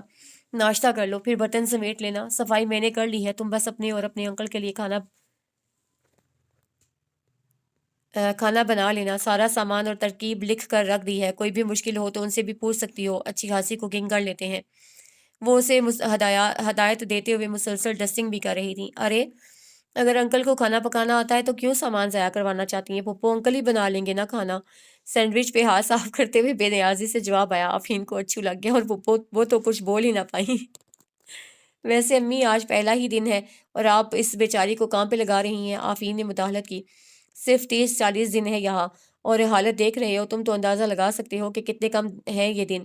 انہوں نے کوئی بھی رعایت دینے سے انکار کیا، اور پھر کام ہی کتنے ہوتے ہیں گھر کے، باقی ٹائم آسانی سے گھوم پھر سکتی ہے، امید ہے تم سمجھ گئی ہوگی۔ وہ اس کی طرف پلٹی تھیں۔ جی پھپھو، آپ بالکل بھی پریشان نہ ہو، میں بنا لوں گی۔ پھپھو کا لہجہ تیز ہوتا دیکھ کر اسے فوراً حامی بھری۔ لیلا کے جانے کے بعد اس نے آفین کو بھی نکلتے دیکھا تو اس کے پیچھے باہر آ گئی۔ منی سوٹا کی صبح بے حد دلکش تھی، ہلکی ہلکی دھند کو چیرتی روشنی کی سورج کی نارنجی کرنیں سبزے کو عجیب سے رنگ اور چمک بخش رہی تھیں۔ آپ مجھے گھمانے لے جائیں گے نا؟ گاڑی کی طرف جاتے آفین نے مڑ کر اسے دیکھا۔ صبح کے منظر میں وہ اجلی اجلی صبح کی جیسی لڑکی نہ جانے کیوں اس کے دل کی دھڑکنیں منتشر کر دیتی تھی۔ ہاں، لے جاؤں گا۔ کہاں جاؤ گی؟ سکا کی جھیل پہ، جہاں روشنیوں میں وہ دیوتا سا شہزادہ اترتا ہے۔ تمہیں ان روشنیوں کی کیا ضرورت؟ تم نے تو شہزادے کو پہلی نظر میں تسخیر کر لیا ہے، وہ بے اختیار کہہ گیا۔ اینا چونکی۔ کیا مطلب؟ میرا مطلب ہے کہ وہ گڑبڑا گیا۔ خیر، اس بات کو چھوڑو، تم کھانا پوری توجہ سے بنانا پلیز، اگر ہو سکا تو میں چکر لگا لوں گا۔ اوکے۔ ہاتھ ہلاتا وہ تیزی سے دھڑکتے دل کو سنبھالتا گاڑی کی طرف بھاگا تھا۔ حیران سی اینا اس کی باتوں کو سوچتی اندر چلی آئی۔ سامنے ہی برتن اس کا منہ چڑھا رہے تھے۔ تھوڑا سا ٹی وی انجوائے کر لوں، پھر دھو لیتی ہوں، ویسے بھی پھپھو تو 3 بجے ہی آئیں گی۔ مطمئن سی وہ ریموٹ لے کر ٹی وی کے سامنے پڑے صوفے پہ ڈھہ گئی۔ نہ جانے کب اس کی آنکھ لگ گئی، تیز چنگھاڑ نے اسے بوکھلا کر رکھ دیا۔ وہ حواس باختہ سی اٹھی اور اس آواز کو سوچنے لگی کہ وہی آواز دوبارہ سنائی دی، وہ گھنٹی کی آواز تھی۔ اینا تیزی سے دروازے کی طرف لپکی، اسے ہول سے دیکھا۔ بہروز انکل تھے، جلدی سے دروازہ کھولا۔ ارے، ہمارے گھر تو پری اتری ہے، انہوں نے مسکراتے ہوئے اس کے سر پر شفقت سے ہاتھ پھیرا۔ کیسے ہیں انکل؟ وہ ان کا بریف کیس سنبھالتے ہوئے بولی۔ میں بالکل ٹھیک، سوری آپ سے ملاقات نہیں ہو سکی، اصل میں واشنگٹن ہوتا ہوں میں۔ جس دن آپ ادھر آئیں اس دن میں کسی میٹنگ میں بزی تھا، ورنہ میں خود آپ کو لے کر یہاں آتا۔ آفی نے تنگ تو نہیں کیا نا؟ انہوں نے مسکراتے ہوئے پوچھا۔ بالکل نہیں انکل، آفی تو بے حد اچھے ہیں، انہوں نے میرا بہت خیال رکھا۔ اچھا، آپ کے لیے چائے کافی کچھ لاؤں؟ اسے کچھ جھجکتے ہوئے پوچھا۔ نہیں نہیں بیٹا، اس کی سانس بحال ہوئی۔ تم ایسا کرو، کھانا لگا دو میرے لیے، ناشتہ بھی نہیں کیا تھا، بہت بھوک لگ رہی ہے۔ اس کی سٹی گم ہوئی۔ اوہ انکل، وہ اصل میں کیا ہوا؟ کمرے کی طرف جاتے ہوئے وہ واپس پلٹے۔ پھپھو نے کہا تھا آج کھانا میں بناؤں، مگر میری آنکھ لگ گئی۔ وہ شرمندہ تھی۔ اوہ کوئی بات نہیں، تم آرام سے کچھ بنا لو، میں ویسے بھی پہلے شاور لوں گا، پھر لیپ ٹاپ پہ کچھ آفس کا کام دیکھ لوں گا، جب تیار ہو جائے تو مجھے بلا لینا۔ اوکے۔ انہوں نے پیار سے اس کا سر تبکا اور اندر چلے گئے۔ کچن میں آ کر اس نے ایک نظر شیلف پہ پڑے سامان پہ ڈالی اور دوسری نظر ساتھ پڑی چٹ پہ، ابلے ہوئے چاول چکن کری کے ساتھ اور ساتھ میں کیلے کا حلوہ۔ اس سے مینیو پڑھا۔ لو، میں نے تو سنا تھا امریکہ میں لوگ زیادہ تر چائنیز ڈشز پسند کرتے ہیں، یہ تو ہمارے ملک والی ڈشز لگ رہی ہیں۔ اسے مینیو ہضم نہیں ہوا، وہ ترکیب پڑھنے لگی۔ بیچاری لیلا پھپھو، میرے خیال میں ان کو چائنیز بنانے کی ترکیب نہیں آتی، تبھی اس قسم کی ڈش منتخب کی، ویسے آتی تو مجھے بھی نہیں، مگر پھر بھی کچھ نہ کچھ عقل تو استعمال کر ہی سکتی ہوں۔ اسے دماغ پہ زور ڈالا۔ چائنیز لوگ زیادہ مرچ مسالہ استعمال نہیں کرتے اور سبزیوں اور اناج کو زیادہ دیر تک فرائی اور بوائل بھی نہیں کرتے۔ بس اسے جیسے ترکیب آ گئی۔ اسے جلدی سے فرائی پین میں ہلکا سا آئل ڈالا اور تھوڑے سے چاول ڈال کر بھوننے لگی۔ 4-5 منٹ ہی ہوئے تھے کہ چاول پھدک پھدک کر فرائی پین سے نکل کر ادھر ادھر اڑنے لگے۔ واہ، چائنیز ڈش تو بالکل چائنیز لوگوں کی طرح ہوتی ہے، ہی ہا کر کے اچھلنے کودنے والی۔ چاول اب پیندے سے چپکنے لگے تھے۔ اوہ، شاید بن گئے۔ اسے جلدی سے آنچ بند کی، چاول ڈھک کے رکھے اور پھر فریج سے چند سبزیاں نکال کر سلاد بنانے لگی۔ پھپھو نے چکن کا بھی کہا تھا، کیوں نہ ابلنے رکھ دوں۔ اسے سوچتے ہوئے کیتلی میں اچھا خاصا پانی ڈالا اور پھر نمک اور مرغی ڈال کر چولہے پہ رکھ دی۔ پھپھو کے آنے تک تو اچھی طرح گل جائے گی۔ باہر کھٹکا ہوا، اس نے تیزی سے پلیٹ میں چاول نکالے، اوپر سلاد سے اچھی طرح گارنش کر کے وہ باہر نکلنے لگی کہ سامنے کھڑے آفین کو دیکھ کر چونک گئی۔ ارے واہ، تم نے بنا لیا کھانا؟ بہترین طریقے سے سجی پلیٹ دیکھ کر اس کے منہ میں بھی پانی بھر آیا۔ مجھے آتا ہے کھانا بنانا۔ وہ ناراض ہو گئی۔ حیرت ہے، ورنہ انکل نے تو مجھے تمہارے بارے میں کچھ اس طرح بریف کیا تھا کہ میں سمجھا تمہیں بالکل بھی کوئی کام کرنا نہیں آتا۔ آفین نے پلیٹ اس کے ہاتھوں سے لیتے ہوئے کہا، بابا تو ہیں ہی ایسے، انہیں تو بس ہر کام ہی غلط لگتا ہے میرا۔ آپ دادی سے پوچھتے، تب آپ کو پتہ چلتا کہ میں کیا کیا کر سکتی ہوں۔ اداسی کا رنگ چھانے لگا تھا کہ پھر سے وہی ازلی پر اعتماد سی روشنی چہرے پہ بکھر گئی۔ اوہ، لیکن دادی سے بھی میری بات ہوئی تھی۔ اس نے شرارتی مسکراہٹ چھپائی۔ سچ؟ کیا کہا انہوں نے؟ وہ چہکی۔ انہوں نے واقعی تمہاری بہت تعریف کی کہ اینا بہت اچھی ہے، بہت پیاری ہے، معصوم ہے، لیکن وہ نوالا لینے لگا۔ لیکن اینا نے بے صبری سے اس کا ہاتھ روکا۔ لیکن یہی کہ بس اسے کوئی کام کرنا نہیں آتا۔ اینا نے مسکراہٹ کے لیے کھلتے لب ایک دم سے بھیج لیے تھے۔ آفین نے تیزی سے نوالا منہ میں ڈالا تھا اور اگلے ہی لمحے کانستے ہوئے ڈسٹ بن میں تھوک دیا۔ کیا ہوا؟ چاول تو بہت سخت ہے نا۔ اچھا، وہ حیران ہوئی۔ شاید امریکہ کی چاول ہیں اس لیے۔ یہ شان بے نیازی، واللہ واللہ، وہ بس دل میں ہی کہہ سکا۔ تبھی ڈور بیل کی آواز سنائی دی۔ وہ تیزی سے پلیٹ رکھ کر باہر گیا۔ لوٹا تو ہاتھ میں ایک بڑا سا گفٹ پیک تھا۔ ارے واہ، آپ کے کسی دوست نے گفٹ بھیجا ہے آپ کو؟ اینا چہک اٹھی۔ نہیں، میں نے ہی کچھ آرڈر کیا تھا، اسے جواب دیتے ہوئے پیکٹ میں بند گرم گرم بوائلڈ چاول اور فرائی فش پلیٹس میں نکالی۔ انہیں ٹیبل پہ رکھ کے وہ واپس پلٹا۔ بابا کو بلا لاؤ، میں ابھی آتا ہوں، وہ کہہ کر اس کے بنائے ہوئے کھانے کی پلیٹ اٹھائے باہر نکل گیا۔ بابا واپس آیا تو بابا اور اینا کھانا شروع کر چکے تھے۔ وہ بابا کو سلام کر کے تیزی سے کچن کی طرف بڑھ گیا۔ اسے تیزی سے صبح والے اور وہ سارے برتن دھوئے جو کھانا بنانے کے دوران اینا استعمال کر چکی تھی۔ صرف 15 منٹ میں وہ ہر چیز چمکا کر کھانے کی میز پر آ چکا تھا۔ بابا کھانا کھا کر واپس جا چکے تھے۔ واؤ آفی، فولڈ آستینوں میں تو آپ بالکل جیمز بانڈ لگتے ہیں۔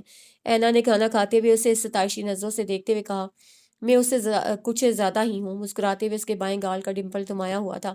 تبھی تو اتنا اعتماد ہے آپ میں۔ اینا کو اس پہ رشک آیا۔ خیر ایک بات ہے نا، پلیز جو کام بھی امی تمہارے ذمہ لگائیں وہ فوراً کر لیا کرو، اسے کسی اور وقت پہ نہ چھوڑا کرو۔ یہاں صفائی کی باقاعدہ چیکنگ ہوتی ہے اور صفائی کا خیال نہ رکھنے کی وجہ سے یہاں ایشین ویسے بھی کافی بدنام رہے ہیں۔ اس نے آرام سے اینا کو سمجھانے کی کوشش کی تھی، وہ سر ہلا گئی تھی۔ انکل اسے بے حد اچھی طرح سمجھتے تھے شاید، تبھی وہ اس کا خیال رکھتے اور بہت محبت اور طریقے سے اسے کاموں میں حصہ لینے کی ترغیب دیتے۔ لیلا ابھی تک تو اس کی کارکردگی سے مطمئن ہی تھیں اور یہ سب انکل اور آفین کی توجہ کی وجہ سے ہی تھا۔ آفین دفتر لیٹ جانے لگا تھا۔ اینا دیکھو ذرا، میں اس طرف ڈسٹنگ کرتا ہوں، تم ذرا دھیان سے لاؤنج کی گلاس ونڈوز صاف کر لو۔ وہ اسے طریقے سے کام میں مصروف کر لیتا اور اسے کام کرتا دیکھ کر وہ بھی خوشی خوشی اس کے ساتھ مصروف ہو جاتی۔ شام میں لیلا خود اس سے کچھ نہ کچھ پکوانے لگی تھیں۔ وہ آسان ترین مینیو منتخب کرتی اور پھر اس کے ساتھ کھڑی ہو کر اسے بتاتی اور وہ بناتی، لیکن اتنی توجہ کے باوجود بھی کوئی نہ کوئی غلطی اس سے ہو ہی جاتی۔ پھر بھی انکل اور آفین اس کی کارکردگی سے مطمئن تھے، سوائے لیلا کے۔ وہ اسے بالکل مطمئن نہ تھیں۔ آج اس نے کھانا اکیلے تیار کیا تھا۔ بابا اور دادی سے خوب لمبی ویڈیو چیٹ بھی کی۔ ٹی وی میں اب اس کا دل نہ لگتا تھا، تبھی وہ اٹھ کر کوئی نہ کوئی کام کرنے لگ جاتی۔ آفین کی توجہ نے اس کو کچھ نہ کچھ بدل ہی دیا تھا، اسے اپنے آپ پہ خود بھی حیرت ہوتی تھی۔ آفین آج بھی ماما سے پہلے گھر لوٹ آیا تھا اور آتے ہی اسے کھانا چیک کیا۔ وہاں سے مطمئن ہو کر اس نے صفائی چیک کی، پھر کچھ صفائی خود بھی کی۔ اینا نے برتن آج بھی چھوڑ دیے تھے۔ اس نے کچن صاف کیا، سبزی کے چھلکے ڈسٹ بن میں ڈالتے ہوئے اسے کچھ چمکتا دکھائی دیا۔ اس نے ہاتھ آگے بڑھایا، یہ کانچ تھا۔ اس کے ذہن میں جھماکا سا ہوا۔ اینا! بے اختیار ہی وہ چلا اٹھا تھا۔ اینا بھاگتی ہوئی وہاں آئی تھی۔ یہ گلاس؟ وہ گلاس کا ایک بڑا سا ٹکڑا تھا۔ میں اسے پوچھ رہا تھا۔ ہاں گلاس ہی ہے۔ وہ حیران ہوئی، لیکن یہ تو ٹوٹا ہوا ہے۔ آفین کو سمجھ میں نہیں آ رہا تھا کہ کیا بولے۔ ہاں تو ٹوٹ گیا نا۔ اینا کو اس کی ذہنی حالت پہ شک ہونے لگا۔ لیکن کیسے ٹوٹ گیا؟ اوہ تو یہ سمجھ میں نہیں آ رہا کہ کیسے ٹوٹ گیا۔ جاننا چاہتے ہیں؟ وہ سر ہلاتے ہوئے مسکراتے ہوئے بولی۔ اصل میں یہاں پہ چڑھ کر اوپر کے خانوں سے کچھ ڈھونڈ رہی تھی۔ وہ ایک طرف رکھے قدرے اونچے سٹول پہ چڑھ گئی۔ وہ بس اسے دیکھتا رہا۔ تبھی میری نظر ان دو گلاسوں پہ پڑ گئی۔ اللہ! اتنا پیارا ڈیزائن! بس ان کے اوپر بنے ابھرے ابھرے سے پھول مجھے دیوانہ بنا گئے۔ میں نے فوراً ایک گلاس اچک لیا۔ ایسے اس نے دوسرا گلاس بھی اٹھا لیا تھا اور نیچے اتر آئی، اور پھر مجھے پتہ بھی نہ چلا اور گلاس اچانک چھوٹ کر زمین پہ۔ ایک دم گلاس اس کے ہاتھ سے پھسلا تھا۔ آفین تیزی سے اس کی طرف آیا، مگر لاکھ کوشش کے باوجود گلاس کیچ کرنے میں ناکام رہا تھا۔ گلاس فرش پہ گر کر چکنا چور ہو چکا تھا۔ بس یہی پوچھنا چاہ رہے تھے آپ؟ وہ یوں مطمئن کھڑی تھی جیسے اس نے کسی ڈرامے کا آڈیشن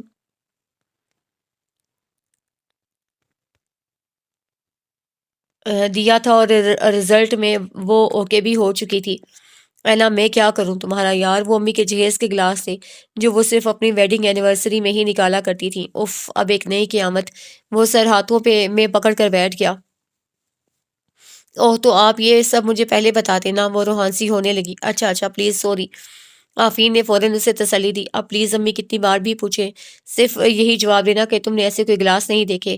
وہ اسے سمجھانے لگا۔ مطلب جھوٹ بولوں؟ بڑی کالی آنکھیں مزید کھل گئیں۔ ہاں کیونکہ کبھی کبھی یہ بے حد ضروری ہو جاتا ہے، اس نے دو ٹوک لہجے میں کہا، اور پھر واقعی لیلا بیچاری ڈھونڈتی رہ گئی، مگر نہ گلاس ملے نہ کسی چور کی داڑھی میں تنکا۔ آفین نے ہاتھ کی صفائی ہی ایسی دکھائی تھی۔ وہ علاقائی سطح پہ بیس بال کا جانا پہچانا نام تھا اور کئی بار اپنی ٹیم کو میچز جتوانے میں اہم کردار ادا کر چکا تھا۔ اینا کو جیسے ہی پتہ چلا تھا کہ وہ شام کے وقت اسٹیڈیم جا کر پریکٹس کرتا ہے، وہ اس کے ساتھ جانے کی ضد کرنے لگی تھی۔ وہاں صرف لڑکے ہوتے ہیں، تم کیا کرو گی جا کر؟ لیلا پھپھو کو اس کی یہ فرمائش بالکل بھی پسند نہ آئی۔ لڑکے ہوں تو مجھے کیا پھپھو، میں تو پہلی مرتبہ بس اسٹیڈیم دیکھنا چاہتی ہوں۔ وہاں سیٹس ریل میں کیسی لگتی ہیں، پویلین کیسے ہوتے ہیں، کامنٹری باکس، سب۔ وہ بے حد ایکسائٹیڈ تھی۔ تو اس میں ایسا کیا ہے؟ روز میچز لگتے ہیں ٹی وی پر، دیکھ لیا کرو۔ اف! یہ پھپھو کے مشورے! وہ تنگ آنے لگی تھی۔ پھپھو میں نے سب کچھ لائیو دیکھنا ہے۔ وہ تقریباً چیخی۔ وہاں کوئی میچ نہیں ہو رہا، سنا نا کہ پریکٹس ہے بس۔ پھپھو کہاں چپ ہونے والی تھیں۔ آفین البتہ مسلسل چپ تھا۔ آفی پلیز! اس بار اس نے براہ راست آفین کو پکارا۔ ہاں بیٹا چلی جانا، اب امریکہ ہے، پاکستان تو ہے نہیں جو تم اسے یوں لڑکوں سے ڈرا رہی ہو۔ انکل نے اسے اجازت دے دی تھی۔ وہ اچھل پڑی۔ اچھا ٹھیک ہے، مگر وہاں بس میرے ساتھ رہنا، اوکے؟ آفین نے کچھ سوچتے ہوئے ہاں کی، اور پھر 10-15 منٹوں کے اندر اندر وہ آفین کے ساتھ تھی اسٹیڈیم میں۔ اسٹیڈیم کافی بڑا نہ تھا، مگر پھر بھی وہ پہلی مرتبہ کسی اسٹیڈیم میں آئی تھی، تبھی اس کا شوق دیدنی تھا۔ کچھ دیر بعد ہی وہ کھلاڑیوں والا یونیفارم پہن کر اس کے سامنے تھا۔ یہ کیا پہن رکھا ہے آپ نے؟ وہ تو حیران رہ گئی۔ بیس بال میں ایسا ہی یونیفارم پہنا جاتا ہے۔ اسے اینا سے اسی رد عمل کی توقع تھی، تبھی سارے جواب سوچ کر آیا تھا، اور جواب سن کر وہ ہنستی چلی گئی۔ اس میں تو آپ مجھے کوئی خلاباز لگ رہے ہیں، ہنستے ہوئے بمشکل بولی۔ وہ مسکرایا۔ اب تم بیٹھو، میں پریکٹس کر لوں۔ اسے کہہ کر فیلڈ میں چلا گیا۔ اب میں صحیح سے اسٹیڈیم بھی نہیں دیکھ سکتی، ان لوگوں کی پریکٹس ختم ہو تب نا۔ اسے کرسی پہ تقریباً لیٹتے ہوئے آنکھیں موند لی تھی۔ اینا! اسٹیڈیم کی لائٹس آن ہو چکی تھیں۔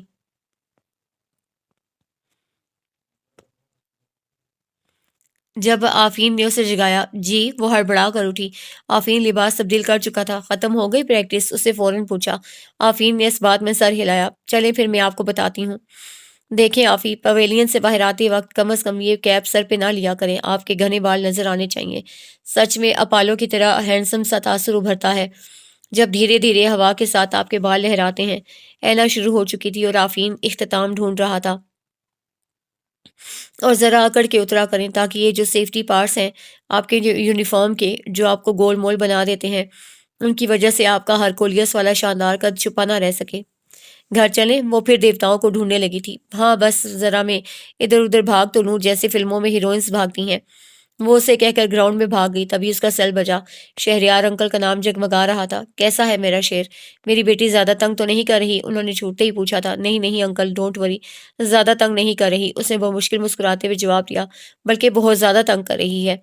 موبائل اور لبوں کے درمیان فاصلہ بڑھا کر دل کا بوجھ ہلکا کیا گیا۔ ویسے تو بہت سمجھدار ہے، بس کبھی میں نے اس کو کوئی کام نہیں کرنے دیا، تو تبھی تم لیلا آپا کے ساتھ مل کر اسے توجہ سے سکھاؤ، میں تمہیں گارنٹی دیتا ہوں لیلا آپا سے بھی زیادہ قابل ہو جائے گی گھرداری میں۔ میں اسے کیا سکھاؤں گا انکل؟ میں تو خود اس سے بہت کچھ سیکھ رہا ہوں، لگتا ہے میں نے پلے گروپ میں ایڈمیشن لیا ہے، بے بس لہجے میں کہتے ہوئے آفین بہروز نے ہمیشہ کی طرح ایک ہاتھ سائڈ پاکٹ میں ڈال لیا تھا۔ اینا آگے بڑھ گئی تھی اور وہ بس اسے ادھر سے ادھر بھاگتا دیکھ کر کھڑا رہنے کے لیے کوئی سہارا ڈھونڈنے لگا۔ "ام، ہاں ہاں ہاں"، ان کا کہکا آفین کے کان کے پردے پھاڑنے ہی لگا تھا۔ اسے سل کانوں سے دور کر لیا۔ بہت اچھا مذاق کرتے ہو یار، میری بیٹی بے حد خوش رہے گی، جیتے رہو۔ انہوں نے دعا دی اور کال ختم کر دی۔ وہ دور خوشی سے جھومتی اینا کو دیکھنے لگا۔ آفین نے ضروری سودا سلف لینا تھا، اسے اینا کو بھی شام میں تیار رہنے کا کہا تھا۔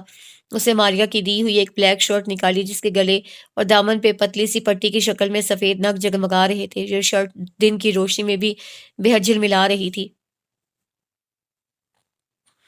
رات کی روشنی میں مزید خوبصورت لگتی۔ شاید میں آج روشنیوں کی جھیل الاسکا پہ بھی چلی جاؤں۔ اسے کچھ سوچتے ہوئے وہی شرٹ نکالی، ساتھ میں ہمیشہ کی طرح وہی میرون کلر کا اسکارف بھی رکھ دیا جو وہ ہمیشہ اب باہر نکلتے وقت لینے لگی تھی۔ میں آ رہی ہوں الاسکا کے دیوتا، وہ زیر لب گنگناتے ہوئے تیار ہوتی رہی۔ اس نے اپنے سنہری بال کھلے چھوڑے تھے، ویسے بھی اسکارف خود بخود بال سمیٹ لیتا تھا۔ اس نے لبوں پہ لپسٹک کا ہلکا سا ٹچ دیا اور بلیک سٹریپ والی نازک سی چپل پہن کر باہر نکل آئی۔ سامنے ہی ٹیبل پہ بیٹھے چائے پیتے آفین نے حیرت سے اس کے سنہرے روپ کو دیکھا تھا۔ ویسے آفین بیٹا، ایک بات تو ماننی پڑے گی، تمہارا نصیب خوبصورت بہت ہے۔ بابا نے اسے یوں یک ٹک اینا کو گھورتے دیکھا تو دھیرے سے سرگوشی کی، وہ مسکرا دیا۔ پھپھو دیکھیں، ٹھیک لگ رہی ہوں میں؟ ہر بات میں وہ پھپھو سے ضرور رائے لیتی۔ پھپھو نے اس کی آواز پہ مڑ کر ایک نظر اسے دیکھا تھا اور پھر پوری کی پوری پلٹ آئی۔ تم باہر اتنا شوق ڈریس پہن کر جاؤ گی؟ نہ جانے کیوں وہ کبھی خوش نہیں ہوتی تھیں۔ آفین نے ایک پل میں اینا کا چہرہ اترتا دیکھا تھا۔ اوکے آنٹی، میں بدل لیتی ہوں۔ اینا نے بحث کرنا بھی چھوڑ دیا تھا۔ نہیں اینا، ٹھیک ہے، دیر ہو جائے گی، چلو۔ وہ فوراً اٹھ کھڑا ہوا تھا۔ کیوں دیر ہو جائے گی؟ تم کیا کسی میٹنگ میں جا رہے ہو؟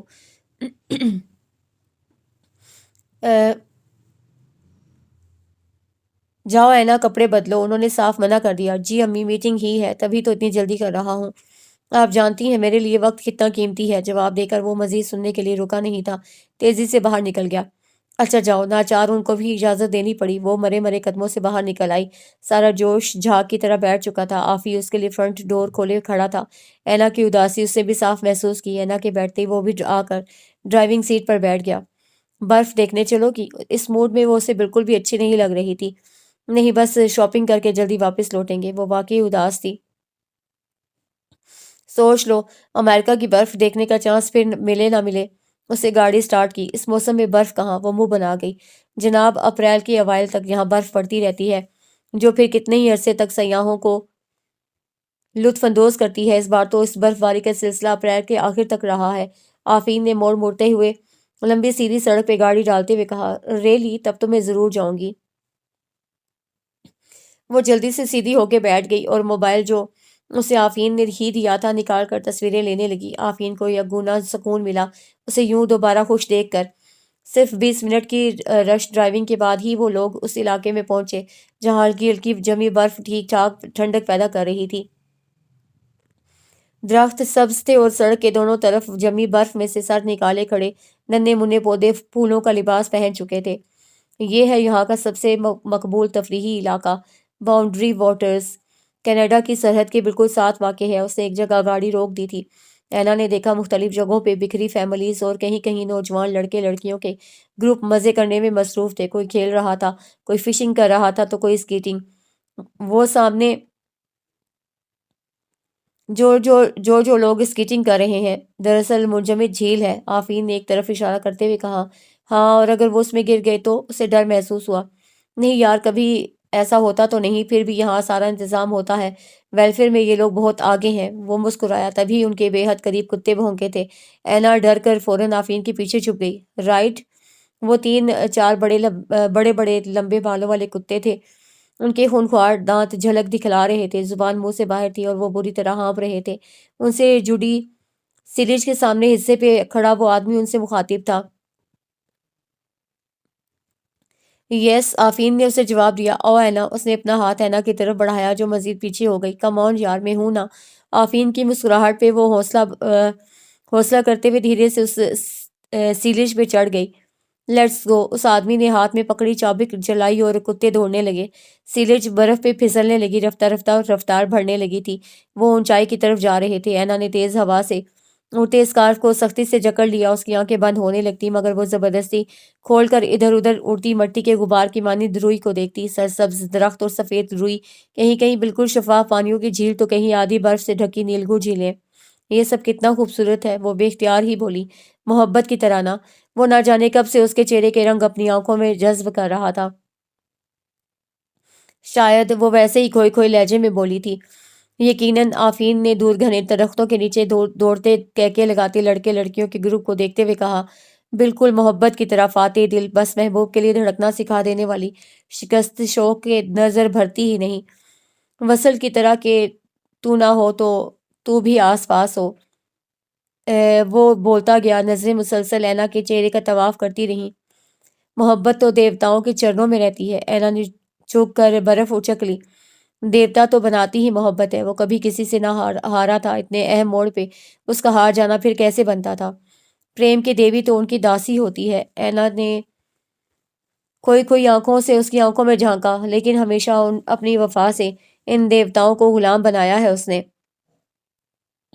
وہ بھی اس کی آنکھوں میں اپنا عکس تلاشتے ہوئے بولا، بایاں ہاتھ سائیڈ پاکٹ میں ڈالے، چہرے پہ مسکراہٹ سجائی، سیلیج کے آگے بڑھتے اور تمام نظاروں کے پیچھے بھاگنے والے اس لمحے میں برف کی زمین پہ نہ جانے کیوں وہ اسے کسی دیوتا کی طرح ہی لگا تھا۔ آپ میں دیوتاؤں کی شباہت ہے، بلکہ آپ باتیں بھی ویسی ہی کرتے ہیں۔ اینا نے ہاتھ میں پکڑی برف اڑائی۔ میں نے کہا تھا نا ابھی۔ وہ بولا تو مسکراہٹ مزید گہری ہو گئی اور اس کے بائیں گال کا ڈمپل بھی۔ کیا؟ سے آنکھوں میں سوال در آیا۔ یہی کہ محبت دیوتا بنا دیتی ہے، اور تم نے اس کی تصدیق بھی کر دی ہے۔ سیلیج والا آدمی واپسی کے لیے کتے موڑ چکا تھا۔ اس کا مطلب آپ کو بھی محبت ہو گئی ہے؟ وہ چونکی۔ نہیں، ابھی تو مجھے اس کی پہلی عنایت دان ہوئی ہے۔ نہ جانے کیوں وہ اینا کو کچھ اداس سا لگا، اداسی اسے تکا لگایا۔ چلو چلتے ہیں اینا، دیر ہو گئی، مارکیٹ بھی چلنا ہے۔ سیلیج رک چکی تھی۔ وہ اس شخص کو کرایہ ادا کر کے گاڑی کی طرف بڑھ گیا۔ اینا نے خاموشی سے اس کی تقلید کی تھی۔ اور پھر واقعی وہ شام اس کی زندگی کی حسین ترین شام بن گئی تھی۔ رولر کوسٹر پہ بیٹھ کر اسے لگا جیسے وہ موت کے پروں پر سوار ہو، ایک دم سے اوپر سے نیچے آنا اور پھر نیچے سے اوپر جانا کس قدر جان لیوا لیکن بے حد مسرور سا احساس دے جاتا۔ نیچے جاتے ہی اندھیروں کا سفر تو اوپر آتے ہی دور دور تک پھیلی روشنیاں اور قریبی جھیلوں میں ان جگمگاتی روشنیوں کے عکس، سب کچھ جادوئی سا تھا۔ کیوں تھا یہ وہ نہیں سمجھ پا رہی تھی۔ وہ مکمل طور پہ مضبوطی سے سیفٹی بیلٹ سے جکڑی ہوئی تھی، مگر اس کے باوجود بھی اسے مضبوطی سے آفین کا ہاتھ تھاما ہوا تھا۔ وہ پھر اوپر کی طرف بڑھ رہے تھے۔ کوئی وش مانگو، آفین اس کے قریب ہو کر چلایا تھا۔ کاش کہ الاسکا کی روشنیوں میں کوئی اپالو جیسا مجھے خود اپنانے کو تیار ہو جائے۔ وہ فوراً چلائی تھی۔ آفی، آپ کی باری۔ اس نے آفین کو دیکھا۔ وہ بول اٹھا، فرشتے افضل ہیں کہ انہیں عبادت دی گئی، انسان افضل ہیں کہ عبادت کے ساتھ ساتھ انہیں محبت بھی عطا کی گئی۔ وہ گنگنایا تھا۔ اس کی آواز اینا حیرت سے اسے دیکھے گئی۔ اے کاش کہ محبت مجھے دیوتا بنا دے، ناقابل شکست، ناقابل مرگ۔ اسے بھی دعا مانگی۔ اینا مسکرا دی تھی۔ وہاں سے وہ اسے ایک کلب میں لے آیا تھا۔ آپ نائٹ کلب میں جاتے ہیں؟ وہ واقعی ششدر تھی۔ چند دوستوں سے ملنا ہے، ڈونٹ وری، اچھے لوگ ہیں سب، کپلز ہی آتے ہیں اکثر یہاں۔ اس نے اس کی تسلی کرائی، مگر وہ مطمئن نہ ہوئی۔ میں نے کہا نا، صرف میٹنگ یا دوستوں کے ساتھ آیا ہوں، ورنہ یہاں کپلز ہی آتے ہیں بہترین کھانے اور ڈانس سے لطف اندوز ہونے۔ اس نے قدرے سائڈ والی ٹیبل منتخب کر کے اسے وہاں بٹھا دیا اور خود دوستوں کی طرف بڑھ گیا۔ کچھ دیر میں ہی ویٹر اس کے سامنے اورنج جوس رکھ کر چلا گیا۔ اس نے تیزی سے گلاس اچک لیا۔ تقریباً آدھے گھنٹے بعد آفین کی واپسی ہوئی۔ ہے، ڈانس کرو گے میرے ساتھ؟ ایک لڑکی نے راستے میں اسے روکا۔ سوری، مجھے ڈانس نہیں آتا۔ اس نے شستہ انگلش میں آرام سے منع کر دیا۔ آپ کو ڈانس نہیں آتا؟ وہ بیٹھا تو حیرت بھرا سوال آیا۔ تم تو یوں کہہ رہی ہو جیسے تمہیں بہت آتا ہو۔ وہ ہنسا اور جوس کا گلاس اٹھا لیا۔ ہاں مجھے تو بہت زبردست آتا ہے، میں تو روز پریکٹس کرتی ہوں۔ آفین کو اچھو لگ گیا۔ مجھے تو حیرت ہو رہی ہے کہ آپ کو امریکہ میں رہتے ہوئے ڈانس نہیں آتا۔ وہ شریر ہوئی یوں جیسے اس کا مذاق اڑا رہی ہو۔ وہ فوراً جھٹکے سے اٹھ کھڑا ہوا۔ اینا نے اسے اسی لڑکی کے پاس جاتے دیکھا تھا جو ابھی کچھ دیر پہلے اسے آفر کر چکی تھی۔ اسے اتنی دور سے بھی اس کی سبز آنکھوں میں تیرتی حیرت واضح دیکھ لی تھی۔ اس نے مسکراتے ہوئے اپنا ہاتھ آفین کے ہاتھ میں دے دیا تھا۔ آفین نے ایک نظر اینا پہ ڈالی جو اس لڑکی کا ہاتھ تھام لینے پہ نہ جانے کی سلگ اٹھی تھی، اور پھر تیزی سے اس لڑکی کو اسی ایک ہاتھ پہ گھماتے فلور پہ لے گیا۔ نہ جانے اس کی تیزی اور شخصیت میں کیا بات تھی کہ سب تھرکتے بدن اچانک ہی رک گئے تھے۔ وہ سب کی توجہ کا مرکز بن چکا تھا۔ اینا بے بسی سے اسے دیکھے گئی۔ وہ ناچتے ہوئے کتنا پیارا لگ رہا تھا۔ اینا اسے یک ٹک دیکھے گئی۔ اسے صاف محسوس کیا کہ اس قدر نفاست سے اور احتیاط سے ڈانس کرنے کے باوجود اس کی تمام تر توجہ اینا کی طرف ہی تھی۔ اس کی آنکھوں میں غصہ تھا یا خفگی، وہ سمجھ نہیں پا رہی تھی کہ کیوں۔ اب بائیں ہاتھ سے اس کا ہاتھ دامے وہ اسے ادھر ادھر گھما رہا تھا، اور پھر اچانک ہی آفین نے اسے زور سے جھٹکا دے کر چھوڑ دیا تھا۔ وہ جھولتی جھولتی کافی دور جا کر رکی تھی۔ ہال ایک مرتبہ پھر ستائشی جملوں اور تالیوں سے گونج اٹھا تھا۔ لڑکی اب خوش ہو کر دوبارہ اس کے قریب ہونے کی کوشش کر رہی تھی۔ وہ شاید سب لوگوں کو یہ امپریشن دینا چاہ رہی تھی کہ آفین اسی کے ساتھ ہے۔ اینا سلگ کے رہ گئی۔ آفین کا اجتناب اگرچہ واضح تھا۔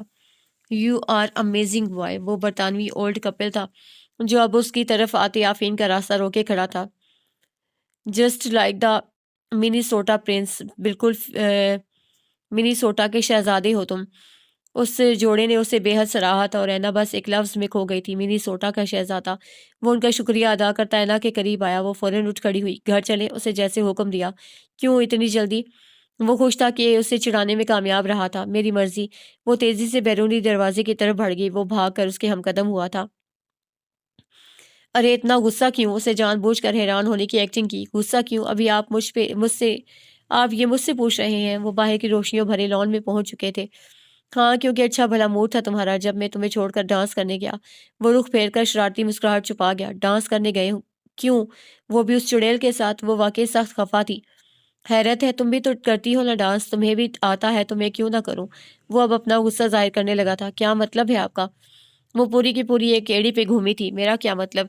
تم نے خود ہی کہا تھا کہ تمہیں تو آتا ہے یہ ڈانس۔ وہ اسی کے لہجے میں بولا۔ جی نہیں، مجھے واقعی آتا ہے، مگر میں نے ہمیشہ اکیلے میں پریکٹس کی ہے، موویز دیکھ دیکھ کے۔ آپ نے ایسا سوچ بھی کیسے لیا؟ اس کی پلکیں بھیگنے لگیں۔ وہ تیزی سے بھاگ کر اس کی طرف بڑھ گئی جہاں گاڑی پارک تھی۔ وہ کچھ حیران سا سائڈ پاکٹ میں ہاتھ ڈال کر سامان لینے چل دیا۔ اینا ادھر آؤ۔ کھانا بنا کر وہ بمشکل ذرا سستانے لیٹی تھی کہ پھپھو کی تیز آواز پہ فوراً کچن میں پہنچی۔ جی پھپھو، اسے آتے ہی پوچھا۔ کتنی مرتبہ سمجھایا تمہیں لڑکی کے کھانا بناتے وقت اتنا گند نہ کیا کرو، اور اگر کر بھی لیا کرو تو فوراً صاف کر دیا کرو۔ وہ پھر غصے میں تھی۔ کیا ہر وقت ہاتھ دھو کر بچی کے پیچھے پڑی رہتی ہو؟ انکل بہروز بر وقت آئے تھے۔ بچی؟ یہ بچی ہے ابھی؟ اور اینا کو اپنا آپ واقعی آنٹی لگنے لگا تھا۔ اس کی عمر میں اب میرا آفین 10 سال کا تھا۔ اسے چکر آیا۔ وہ دور اور تھا پھپھو۔ آج کل تو پہلے پڑھائی پھر اچھی جاب۔ اس نے باپ کا سکھایا پہاڑا دہرانا شروع ہی کیا تھا کہ انہوں نے ہاتھ اٹھا کر مزید بولنے سے منع کر دیا۔ تربیت بھی کوئی چیز ہوتی ہے بیٹا، مجھے دیکھو کس طرح اپنے بچوں کی تربیت کی ہے، لیکن ایک تمہارا باپ اور تمہاری وہ مرحومہ نکھٹو ماں، ارے ایک بیٹی کیا پیدا کر لی، جیسے مصر کی شہزادی کو جنم دے دیا۔ میں تو بچی تھی تبھی اپنی ذمہ داریوں کو سمجھ گئی تھی۔ اپنی میں کے دوران وہ دیکھ بھی نہ پائی۔ ان کی بھتیجی کی پلکوں کے بند توڑتے آنسو اس کے گالوں پہ بہنے لگے تھے۔ کتنی بار کہا ہے لیلا،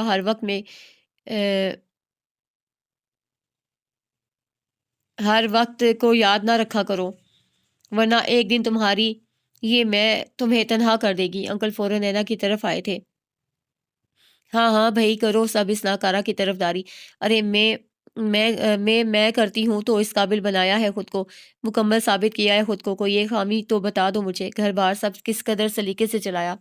اچھا بس صرف گھر بار سلیقے سے چلانا کچھ نہیں ہوتا، رشتوں کو محبت اور توجہ دینی ہوتی ہے، سب کو اچھی تربیت دے دی۔ مانتا ہوں کہ واقعی تم ان چیزوں سے مکمل ہو، مگر کبھی تم نے یہ بھی سوچا کہ اس پرفیکشن کے جنون میں تم کتنی اکیلی رہ گئی ہو؟ انہوں نے اینا کے سر پر شفقت سے ہاتھ پھیرتے ہوئے کہا۔ کچھ بھی کہہ لیں مگر میرا فیصلہ بالکل واضح ہے کہ یہ لڑکی میری بہو بننے کے بالکل بھی قابل نہیں، خدا کی پناہ جو ایک بھی ڈھنگ کا کام کرے۔ وہ تلخ لہجے میں کہہ کر باہر نکل گئی۔ اینا ان کے لفظوں کو سوچتی رہ گئی۔ سوری بیٹا، وہ مدھم آواز میں بولے۔ اٹس اوکے انکل، وہ آنسو بہاتی اپنے کمرے میں چلی گئی تھی۔ یہ لڑکی بالکل بھی میری بہو بننے کے قابل نہیں ہے۔ نہ جانے کیا تھا ان لفظوں میں، بار بار اس کے کان کے پردے چیرتے اس کی روح تک کو گھائل کر جاتے۔ چلتے چلتے اس کے پاؤں شل ہونے لگے تھے۔ بابا سچ کہتے تھے، جلد یا دیر سے ہمیں پریکٹیکل ہو کر سوچنا ہی پڑتا ہے۔ وہ عصر کے وقت گھر سے نکلی تھی، اب شام اپنے پر پھیلانے لگی تھی۔ مجھے تو سگی پھپھو اپنانے کا نہیں سوچ سکتی۔ کوئی شہزادہ مجھے کیا چاہے گا؟ یہ عجیب سے رنگوں والے درختوں کے جھنڈ تھے جنہیں وہ پار کر گئی۔ ہم لڑکیاں بھی آنکھیں بند کیے دنیا کی ساری حقیقتوں سے پرے بس خوابوں میں جیتی ہیں۔ دنیا چاہے کتنی ہی آگے چلی جائے، ہم لڑکیاں شہزادے اور ریاست سے آگے نہیں جاتی۔ ہاں، پلکوں پہ وہ چلتے ہی رہتے ہیں۔ ایک شہزادے کا ساتھ جو ہمارے لیے اور جس کے لیے ہم بائنی رکھتی ہوں، اور ایک چھوٹی سی ریاست جہاں صرف ہمارا راج ہو۔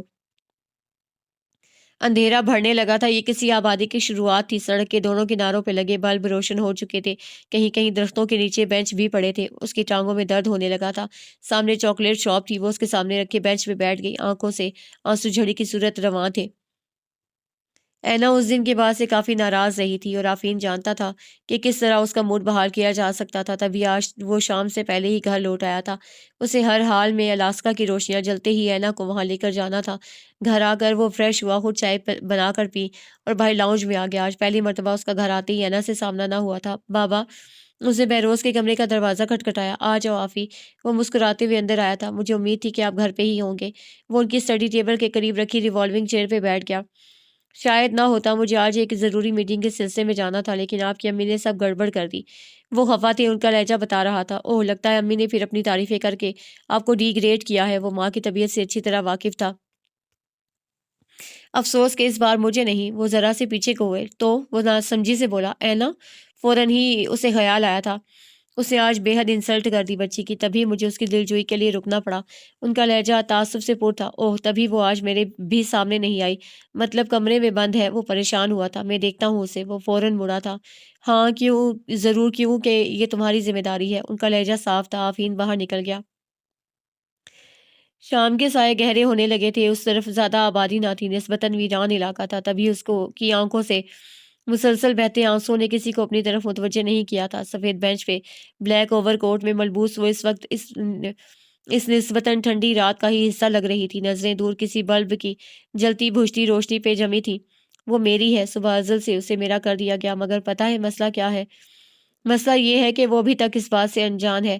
آفین کی گمبھیر آواز نے اس کی دھڑکنیں اتھل پھتل کر دی تھیں۔ اسے جھلملاتی آنکھوں سے ادھر ادھر دیکھا تھا، مگر سڑک ویران تھی۔ اس نے پیچھے چاکلیٹ شاپ کی گلاس ونڈو سے جھانکا۔ وہاں صرف سیلز مین بیٹھا اونگ رہا تھا۔ وہی آواز دوبارہ آنے لگی تھی۔ اس بار اس نے پوری توجہ سے آواز سنی تھی اور پھر فوراً سمجھتے ہوئے جلدی سے اوور کوٹ کی جیب سے موبائل نکال لیا تھا، جو اسے آفین نے ہی دیا تھا اور جس کو ابھی تک اس نے صرف کال ملانے آؤٹ گوئنگ کے لیے ہی استعمال کیا تھا۔ تبھی شاید آفین کی انگلش میں کہی گئی یہ نظم وہ پہلی مرتبہ سن پا رہی تھی۔ فون خاموش ہو چکا تھا۔ وہ یوں ہی آنسو بہاتی اسکرین کو تکتی رہی، جس کی کالی چمکدار سطح میں اسٹریٹ لائٹ جھلملا رہی تھی۔ وہ میری ہے۔ فون دوبارہ جی اٹھا۔ اس بار اس نے قطعی دیر نہ کی تھی۔ عائشہ آپی کی طرف سے آنے والی ویڈیو کال اس نے فوراً اوکے کر دی تھی۔ کیسی ہو اینا؟ اس کا چہرہ نظر آتے ہی عائشہ آپی چہکی تھی اور وہ مزید منہ بسور کر رونے لگی تھی۔ اینا کیا ہوا؟ عائشہ پریشان ہو گئی اور تبھی اسے عائشہ کے پیچھے دو اور پریشان چہروں کو ابھرتے دیکھا تھا، بابا اور دادی، اور وہ مزید رونے لگ گئی۔ شہریار خان نے فوراً عائشہ سے سر جھپٹ لیا تھا۔ اینا کیا ہوا؟ وہ بے طرح پریشان تھے۔ Are you okay? اسے اس طرح روتے دیکھ کر ایک گارڈ نما آدمی بھی اس کی طرف آیا تھا۔ آواز اس قدر اونچی تھی کہ بابا بھی صاف سن سکتے تھے۔ یہ کون ہے؟ نامانوس اجنبی آواز ان کو مزید ہراساں کر گئی۔ یہ ٹائم باہر گھومنے کا نہیں، اس وقت جنگلی درندے بھی ادھر کا رخ کر لیتے ہیں، آپ پلیز گھر جائیں۔ وہ انگلش میں بتا رہا تھا۔ اینا تم اس وقت باہر ہو؟ وہ بھی اکیلی؟ ان کا دل جیسے بند ہونے لگا تھا۔ ڈونٹ وری، میں ابھی گھر جاتی ہوں کچھ دیر میں۔ اس نے پہلے اس آدمی کو جواب دیا۔ وہ سر ہلا کر دور چلا گیا۔ بابا، اس کی پلکیں پھر بھیگنے لگیں۔ اینا کیا ہوا ہے؟ پلیز مجھے بتاؤ۔ انہوں نے بری طرح اپنا سینہ مسلا تھا۔ اینا کمرے میں نہیں تھی۔ اسے آس پاس کے 2-3 مسلم گھرانوں میں پتہ کیا جہاں ان کا آنا جانا تھا، مگر انہوں نے بھی قطعی لا علمی کا اظہار کیا تھا اور آفین بہروز کی جیسے جان پہ بن آئی تھی۔ حد ہوتی ہے ایک بات کی، امی لیلا بی بی کے گھر آتے ہی وہ خود پہ کنٹرول نہ رکھ پایا۔ لیکن آگے سے ان کی لاپرواہی اسے مزید چڑھا گئی تھی۔ میں نے بھی یہی بات ہی کی تھی کہ حد ہوتی ہے لاپرواہی اور کاہلی کی۔ وہ یوں آرام سے اپنے کام میں مصروف تھی جیسے کچھ ہوا ہی نہ ہو۔ امی آپ کو مسئلہ کیا ہے؟ وہ بے بس ہوا تھا۔ میرا مسئلہ بہت سادہ ہے، جس طرح میں اور میری بیٹیاں مکمل ہیں میری بہو بھی ویسی ہی مکمل ہو۔ انہوں نے فرائی پین میں تیل کی تہ لگاتے ہوئے کہا، چلو بہو نہ صحیح، وہ آپ کی سگی بھتیجی ہے، پھر مہمان ہے، صرف اتنا لحاظ کر لیتی ہیں آپ۔ نہ جانے کیوں اس کا دل ڈوبا جا رہا تھا، رات ہونے لگی تھی، نہ جانے اینا کہاں تھی، اس کا فون بھی بزی جا رہا تھا۔ مجھ سے ایسے کاہل لوگوں کے ناز نخرے نہیں اٹھائے جاتے، تم اور تمہارے باپ کو ہی یہ تب چڑھا ہوا ہے۔ میں تو بچی تھی جب شادی ہوئی تھی، پھر بھی میں نے کس قدر سلیقے سے سب کو سنبھال لیا۔ وہ اب سبزیاں فرائی کر رہی تھی۔ کچھ خدا کا خوف کرو لیلا، اس میں سے باہر نکلو۔ مکمل صرف اللہ کی ذات ہے، رشتے تو دور ہو ہی جائیں گے، خدا کو بھی ناراض کر دو گی۔ بہروز نے پہلی بار اس گفتگو میں حصہ لیا۔ میں کچھ ہوں تبھی اتنے فخر سے کہتی ہوں، میری پوری لائف، میری بچیاں، کامیاب زندگی، کیا چیز ہے جو میں نہیں کر سکتی؟ انہوں نے غصے سے کہتے ہوئے برنر آف کیا تھا۔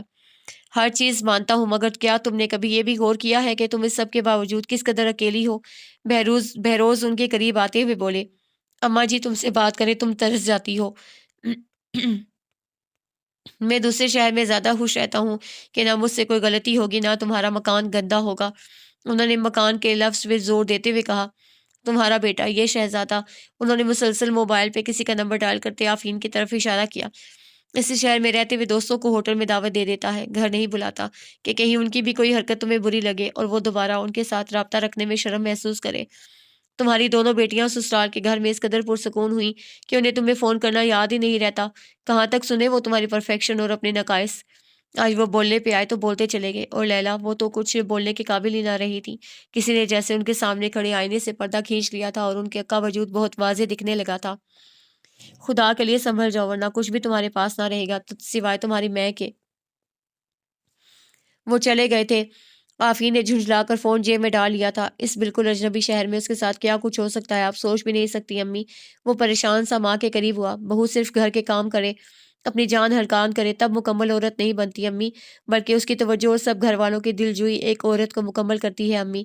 شادی کا مطلب یہ کب ہے کہ ہم کوئی زر خرید لونڈی لا رہے ہیں کہ جسے بس گھر کا کام کرنا آتا ہو، صفائی کرنا، کھانا پکانا، کپڑے دھونا، یہ سب عورت خود سیکھ جاتی ہے، وقت سکھا دیتا ہے، ذمہ داریاں سکھا دیتی ہیں، اور سب سے بڑھ کر عورت کی فطرت کبھی نہ کبھی اسے اپنے اصل کی طرف لوٹنا ہی ہوتا ہے امی، تبھی وہ مکمل ہوتی ہے۔ شادی سے پہلے ہی ان گھر کے سارے کاموں اور ذمہ داریوں کو ہی اصل مقصد جان کر اسے کب مکمل رہنے دیتا ہے۔ اور سچ کہوں تو آپ کب مکمل ہے، مکمل ہوتی تو اینا کو سب سے زیادہ آپ سمجھتی ہیں، آپ کی اپنی بیٹیاں اعتماد سے اپنی ساس کی طرح آپ سے بھی شیئر کرتی، لیکن وہ ذرا دیر کو رکا۔ یقین مانے امی، میں لوگوں سے ہی نہیں اللہ سے بھی دور کر دیتی ہے۔ ایک دفعہ اس محک کا خول اتارے، سب کی خوبیاں آپ ہی اجاگر ہونے لگیں گی، کہہ کر وہ رکا نہیں، پھر سے موبائل پہ نمبر ملاتا باہر نکل گیا۔ انہوں نے دیوار کا سہارا لیا تھا۔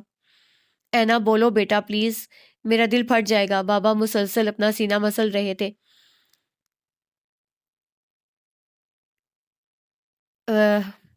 ہم نے بولا تھا نہ بھیجو اس کو وہاں، مگر نہیں، اب سکھاؤ سارے کام۔ دادی رونے لگی تھی۔ اینا کی آنکھیں مزید بھیگنے لگی۔ بابا، پھپھو نے بولا، میں ناکارہ ہوں، میری امی کی طرح بابا۔ وہ بولنے لگی تھی۔ بابا، دادی، ہما سب کی نظریں اس پر جمی تھی۔ بابا، میں نے آپ کا سر جھکا دیا، میں نے بہت کوشش کی، فیس بک، ٹویٹر، سب سرگرمیاں چھوڑ کر بھی میں پھپھو جیسی نہ بن سکی، مگر بابا، میں واقعی ان کے جیسی نہیں بننا چاہتی۔ وہ سوائے خود کے اور کسی کو برداشت نہیں کر سکتی بابا۔ وہ رو رہی تھی۔ ہم نے کہا تھا نا لیلا ایسی ہی ہے، تم کو بڑا شوق تھا نا شہری، اب ناچو۔ دادی کے ساتھ بیٹھے شہریار شان کے کندھے پر غصے سے زور کی چٹکی کاٹی، وہ سی کر کے رہ گئے۔ انہوں نے کہا، بابا، میں ان کی بہو بننے کے قابل نہیں ہوں، تو اس کا مطلب یہی ہوا نا بابا کہ آپ کا خواب کبھی تعبیر نہ پا سکے گا، آپ کی شہزادی کی زندگی میں کوئی شہزادہ نہیں آنے والا ہے۔ وہ بے حد دکھی تھی۔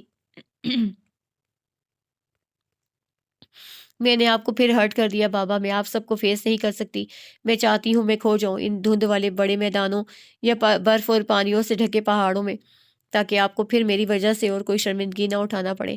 اینا، تم ایسا کچھ نہیں کرو گی، ابھی کے ابھی آفرین کے پاس جاؤ گی۔ بابا نے لہجہ سخت کیا۔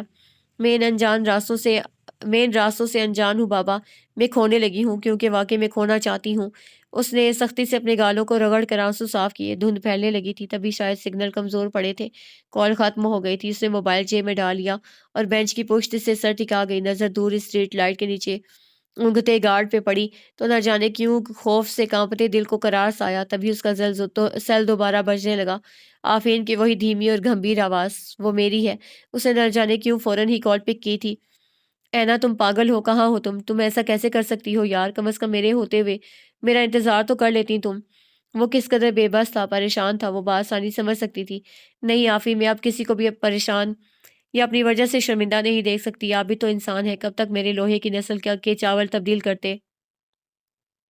میرے ہاتھ کا بنا پیزا خود مزے لے کر کھاتے اور پھپھو اور انکل کو آرڈرڈ پیزا کھلواتے، اور کب تک میرے لیے گھر کی صفائی اور دھلے ہوئے کپڑے دوبارہ دھوتے؟ وہ سسکتے ہوئے بولی، کمال ہے یار، میں کر کے نہیں تھکا اور تم کرا کر تھکنے لگی، اندازے لگانے لگ گئی۔ میں کبھی نہ تھکتا کیونکہ مجھے پریکٹس ہے، اور جب تمہیں بھی پریکٹس ہو جاتی تو تم بھی کبھی نہ تھکتی۔ وہ اسے تسلی دے رہا تھا۔ آفین کتنے اچھے ہیں، اس کے دل نے گواہی دی۔ اچھا تم ہو کہاں؟ وہ اب اصل بات کی طرف آیا تھا۔ میں نے کہا نا، میں کسی کو نہیں ملنا چاہتی، کھو جانا چاہتی ہوں۔ وہ رو دی تھی۔ یار پلیز جگہ بتاؤ اپنی، میں آج الاسکا کا پروگرام بنا کر آیا تھا، تم نے سب ملیا میٹ کر دیا۔ الاسکا کے نام پر وہ چونکی، دل پھرنے لگا۔ لوکیشن بتاؤ پلیز۔ میں نہیں جانتی، بس یہاں میرے پیچھے ایک چاکلیٹ کی دکان ہے اور سامنے ایک سفید چرچ ہے، وہ بتانے لگی۔ یہاں تو ہر دوسری گلی میں کچھ ایسا ہی ہے، کچھ اسپیشل بتاؤ، وہ بولا۔ اور تو کچھ بھی نہیں ہے، ہاں اسٹریٹ لائٹ بھی ہے۔ ایک دم ہی وہ پر امید ہوئی تھی۔ پیوستہ رہ شجر سے امیدیں بہار رکھ، اور رینا سے وہ یہی امید کر سکتا تھا۔ اچھا چاکلیٹ کی دکان کا نام بتاؤ، آفرین نے سوچ کے پوچھا۔ ڈو اور ڈائی، اسے فوراً جواب دیا۔ یس، تم وہیں رکنا، میں ابھی آیا۔ بہت ہی مطمئن مسکراہٹ اس کے لبوں پہ چمکی۔ وہ سیل بند کرنے لگا تھا کہ تبھی دوسری طرف اینا کی ہراساں آواز سنائی دی۔ آدم خور حبشی۔ واٹ؟ کیا مطلب؟ وہ چونکا۔ آفی ٹارزن کی کہانیوں والے وہ آدم خور حبشی دیو قامت اور بے حد کالے، وہ بے حد خوفزدہ تھی۔ آفین نے گاڑی کی رفتار بڑھا دی تھی۔ تم ڈرنا نہیں، اوکے؟ اور فون بند نہ کرنا، میں جلد سے جلد آ رہا ہوں تمہارے پاس۔ اسے ایئر بڈ کان میں اڑ سے اور سر جیب میں ڈال لیا۔ وہ اب بے حد رش ڈرائیونگ کر رہا تھا۔ او واو! تبھی اسے کسی کی چہکتی آواز سنی تھی۔ لہجے سے وہ صاف سمجھ سکتا تھا کہ وہ جپسی تھے، وہ افریقی باشندے جو بھوک افلاس سے تنگ آ کر امریکہ کے دور دراز دیہاتوں میں بنائی گئی فیکٹریوں اور کھیتوں میں بطور مزدور کام کرتے ہیں۔ اسے گاڑی کی رفتار مزید بڑھا دی تھی۔ What a lovely evening and a sweet cute Barbie. کیا شام ہے اور اتنی ہی پیاری میٹھی سی گڑیا جس کے لہجے سے ہی خباثت ٹپک رہی تھی۔ So it's a game time, تو یہ مزہ کرنے کا وقت ہے، پہلے والا بولا تھا۔ Yes, after a very hard day, بالکل ایک سخت دن کے بعد۔ دوسرے نے دانت نکالے تھے، مطلب وہ تعداد میں 2 تھے۔ آفین کا دل زور زور سے دھڑکنے لگا۔ اینا خاموش بیٹھی تھی، وہ شاید سکتے میں ہی ہوگی۔ اس جیسی نازک سی لڑکی کے لیے وہ واقعی آدم خور حبشی بن سکتے تھے۔ آفین کو اچھی طرح اندازہ تھا، تبھی اسے بالکل آخری حد تک اسپیڈ بڑھا دی تھی۔ پھر چاہے پتلی سڑک آئی یا پھولوں کی بیلوں سے ڈھکا کچا پل، وہ موت کی سی تیزی سے اڑتا چلا گیا۔ وہ آدم خور حبشی اس کے قریب پہنچ چکے تھے، پیلے دانت دکھائے، بڑی بڑی ناک پھلاتے۔ اس سے بابا کی بات نہ مانی تھی۔ اگر پہلے ہی وہ کسی کی مدد لے کر گھر چلی گئی ہوتی تو اس وقت اس طرح کے درندوں سے اس کا واسطہ نہ پڑتا۔ اسے دل ہی دل میں آیت کریمہ کا ورد شروع کیا۔ وہ دونوں کسی اجنبی زبان میں بات کر رہے تھے۔ ایک بالکل اس کے قریب یوں ہاتھ پھیلائے بیٹھ گیا جس سے وہ اسی کے ساتھ تھے۔ تبھی اسے وہاں سے ایک پولیس کی گاڑی گزرتی دیکھی جس کی رفتار بے حد دھیمی تھی۔ وہ گارڈ جو ابھی تک اونگ رہا تھا بیدار ہو کر آگے کی طرف بڑھ گیا تھا۔ اسے لگا یہی موقع تھا، غیب سے مدد آئی تھی، اور اس نے پوری قوت سے چلانا چاہا، do not look at them, ان کی طرف مت دیکھو۔ ایک حبشی کی آواز پہ وہ چونکی۔ وہ شاید دوسرے ساتھی کو ہدایت دے رہا تھا جو ذرا سا ہراساں ہو کر رک جانے والی پولیس کی گاڑی کو دیکھ رہا تھا اور دھیرے سے اینا کو کندھے سے لگایا تھا۔ اسی حبشی نے دانت نکال کر کھڑکی سے باہر جھانکتے اس پولیس والے کو جیسے مطمئن کرنا چاہا تھا۔ گاڑی سٹارٹ ہوئی تھی اور اس سے پہلے کہ وہ پولیس والا سر اندر کرتا، اینا نے پوری ہمت جمع کر کے آفین کو پکارا تھا۔ نہ جانے کیوں یہی لفظ اس کے لبوں سے نکل پایا تھا۔ اندر جاتے سر نے اس کی اس قدر تیز پکار پہ حیرت سے سر پورا باہر نکال کر دیکھا تھا۔ ساتھ بیٹھے حبشی نے فوراً اس کا منہ بند کرنا چاہا، مگر وہ چلا اٹھی تھی، ہیلپ پلیز ہیلپ۔ کالے بھدے کھردرے ہاتھوں نے اس کے نازک لب بری طرح جکڑے تھے، مگر اس وقت تک دیر ہو چکی تھی۔ پولیس وین واپس پلٹی تھی اور پیچھے بیٹھے دونوں سپاہی باہر جمپ لگا چکے تھے۔ دونوں سیاہ فام تیزی سے اینا کو وہیں چھوڑ کر فٹ پاتھ پہ بھاگنے لگے، مگر اتنی دیر میں اسٹریٹ گارڈ ان تک پہنچ چکا تھا۔ پیچھے دوڑتے چاروں پولیس مین بھی قریب آ چکے تھے۔ مجبوراً ہاتھ اوپر کرتے ہوئے ان دونوں کو رک جانا پڑا۔ آج اوکے، آپ ٹھیک تو ہیں؟ ایک ادھیڑ عمر آفیسر رینا کے قریب آیا۔ وہ سفید پڑتے چہرے کے ساتھ بس یکٹک اسے گھورے گئی۔ تبھی خاموش ماحول میں کسی گاڑی کے ٹائر چیر چرائے تھے۔ سب نے چونک کر اس طرف دیکھا اور بھاگ کر اپنی طرف آتے آفین کو دیکھ کر رینا میں جیسے جان سی دوڑ گئی تھی۔ وہ بھاگ کر اس کے بازو سے لپٹ گئی۔ آفین نے نرمی سے اسے خود سے لگا کر جیسے اسے محفوظ ترین پناہ بخشی تھی۔ تھینک یو سر، سو مچ سر۔ اس نے اسی آفیسر کو مخاطب کیا۔ آپ جانتے ہیں کہ یہ علاقہ ویسے بھی رات کے وقت یوں باہر نکلنے کے لیے ٹھیک نہیں ہے، آئندہ خیال رکھیے گا۔ آفیسر نے دوستانہ لہجے میں اسے ہدایت دی۔ وہ سر ہلا گیا۔ وہ بکتے جھکتے دونوں سے افاموں کو لے کر گاڑی کی طرف بڑھ گئے۔ اینا رونے لگی تھی۔ آفین نے اسے تھپکتے ہوئے بائیں ہاتھ سے اپنا سیل فون نکالا اور شہریار انکل کا نمبر ڈائل کرنے لگا۔ آفی بیٹا، انہوں نے پہلی بیل پہ کال پک کی تھی۔ اینا میرے ساتھ ہے انکل۔ اس نے خود کو مکمل طور پہ مطمئن ظاہر کیا۔ وہ ٹھیک تو ہے؟ وہ پریشان تھے۔ جی، ہم ابھی الاسکا کی سیر کرنے جا رہے ہیں۔ خوشی کے مارے پاگل ہو رہی ہے۔ اسے خود سے لگی اینا کو دیکھتے ہوئے جان بوجھ کر الاسکا کا نام لیا تھا۔ اس کی توقع کے مطابق اینا فوراً چونکی تھی اور آفین کو یوں خود کو دیکھتا پا کر دھیرے سے اسے الگ ہوئی تھی۔ وہ اس کے اس گریز پہ مسکرا دیا تھا۔ اللہ کا شکر ہے، چلو تم لوگ انجوائے کرو، انہوں نے مسکراتے ہوئے کہا۔ تو آفین نے خدا حافظ کہہ کر فون بند کر دیا اور بابا کا نمبر ڈائل کر کے انہیں بھی خیریت کی اطلاع دے کر فون واپس جیب میں ڈال لیا۔ فون کی مسلسل بجتی گھنٹی نے برتن صاف کرتی لیلا بہروز کو اچھا خاصا تپا دیا تھا۔ لیلا آپا، دوسری طرف شہریار کی آواز سن کر ان کا بگڑا موڈ مزید آف ہوا تھا۔ اوہ، تو پاکستان تک چگلیاں پہنچ گئیں، وہ طنزیہ لہجے میں بولیں۔ اور شہریار خان کچھ لمحوں تک تو وہ کچھ بول ہی نہ پائے۔ اینا رات کے اس وقت وہاں انجان دیس میں گھر سے باہر ہے، وہ بھی اکیلی، اور آپ یوں مطمئن بیٹھی ہیں۔ ان کے بیزار سرد سے لہجے نے واقعی انہیں بے حد ہرٹ کیا تھا۔ تمہاری اطلاع کے لیے عرض ہے کہ اینا اب کوئی چھوٹی بچی نہیں ہے جسے یہ پتہ نہیں کہ اس وقت اس طرح اس انجان دیس میں اسے اکیلے جانا چاہیے کہ نہیں۔ بات صرف یہی ہے کہ اسے ذمہ داریوں کا احساس ہے، نہ ہوگا وہ ایسے ہی سب کے لیے وبال جان بنتی رہے گی۔ وہ بولے جا رہی تھی اور شہریار خان کو یقین ہی نہیں آ رہا تھا کہ ان کی بہن اینا کی سگی پھپھو اس قدر لاپرواہ بھی ہو سکتی ہے۔ اس کے معاملے میں وہ اپنے فیصلے پہ صحیح معنوں میں پچھتائے تھے۔ بہت افسوس کی بات ہے لیلا، لیکن آپ کی باتوں نے آج مجھ پہ ایک چیز تو واضح کر دی۔ ایک ماں کی بیٹی کسی اور ماں کی بیٹی کبھی نہیں بن سکتی، اور خاص کر اس ماں کی تو کبھی نہیں جو اس کی ساس ہو۔ وہ تلخ لہجے میں بولے۔ لیلا لب کو چلنے لگی۔ بیٹیاں صرف اپنے باپ کی ہی شہزادی ہوتی ہیں، آگے جا کر تو بس ایک کنیز بن جاتی ہیں، گھر کے کام کاج کے لیے لائی جانے والی سجی سوری کنیز۔ ان کے لہجے میں غصہ تھا۔ تم اب مجھ سے بدتمیزی کرو گے اس بالشت بھر کی لڑکی کے لیے؟ انہوں نے غصے سے شہریار خان کو ٹوکا تھا۔ آپ کے لیے وہ بالشت بھر کی لڑکی صحیح، مگر میرے لیے میری بیٹی میری شہزادی ہے۔ آج میری سمجھ میں آیا کہ میشا اور عیشا اینا کے آپ کے ہاں آنے پہ کیوں پریشان تھیں، اماں کیوں ہول کھا رہی تھیں۔ ارے آپ کی اس کاملیت کے چکر نے آپ کو اندر تک خالی کر دیا ہے آپا۔ سگی ماں آپ سے فاصلے پہ رہ کر زیادہ پرسکون رہتی ہیں، اور آپ بات کرتی ہیں اینا کی۔ اسے تو صرف گھر کے کام نہیں کرنا آتے، لیکن دل جیتنا تو میری اینا کا ہنر ہے۔ اسے دلوں کو جوڑنا آتا ہے۔ کاش میں نے اسے آپ کے گھر بھیجنے کی غلطی نہ کی ہوتی۔ میں نے اینا کو بس اس لیے آپ کے پاس بھیجا تھا تاکہ وہ آپ جیسی بن سکے، مگر پتہ ہے ابھی اس نے مجھے کیا کہا؟ ان کی آواز میں تعصب تھا۔ اس نے کہا مجھے پھپھو جیسا نہیں بننا پاپا، ان کو اپنے سوا کوئی اور دکھائی ہی نہیں دیتا۔ وہ بولتے گئے، مجھ میں اتنی ہمت نہیں تھی کہ اپنی اکلوتی اولاد کو ہر رشتے سے نالاں محض میں کی پوجا کرنے والی بہن کے گھر بیاہ دوں۔ وہ تو گویا سب رشتے ختم کرنے لگے تھے۔ لیلا بے دم سی ہو کر صوفے پہ گر سے گئیں۔ میں نے آفین سے کہہ دیا ہے اینا کو اب سیدھا پاکستان روانہ کر دے۔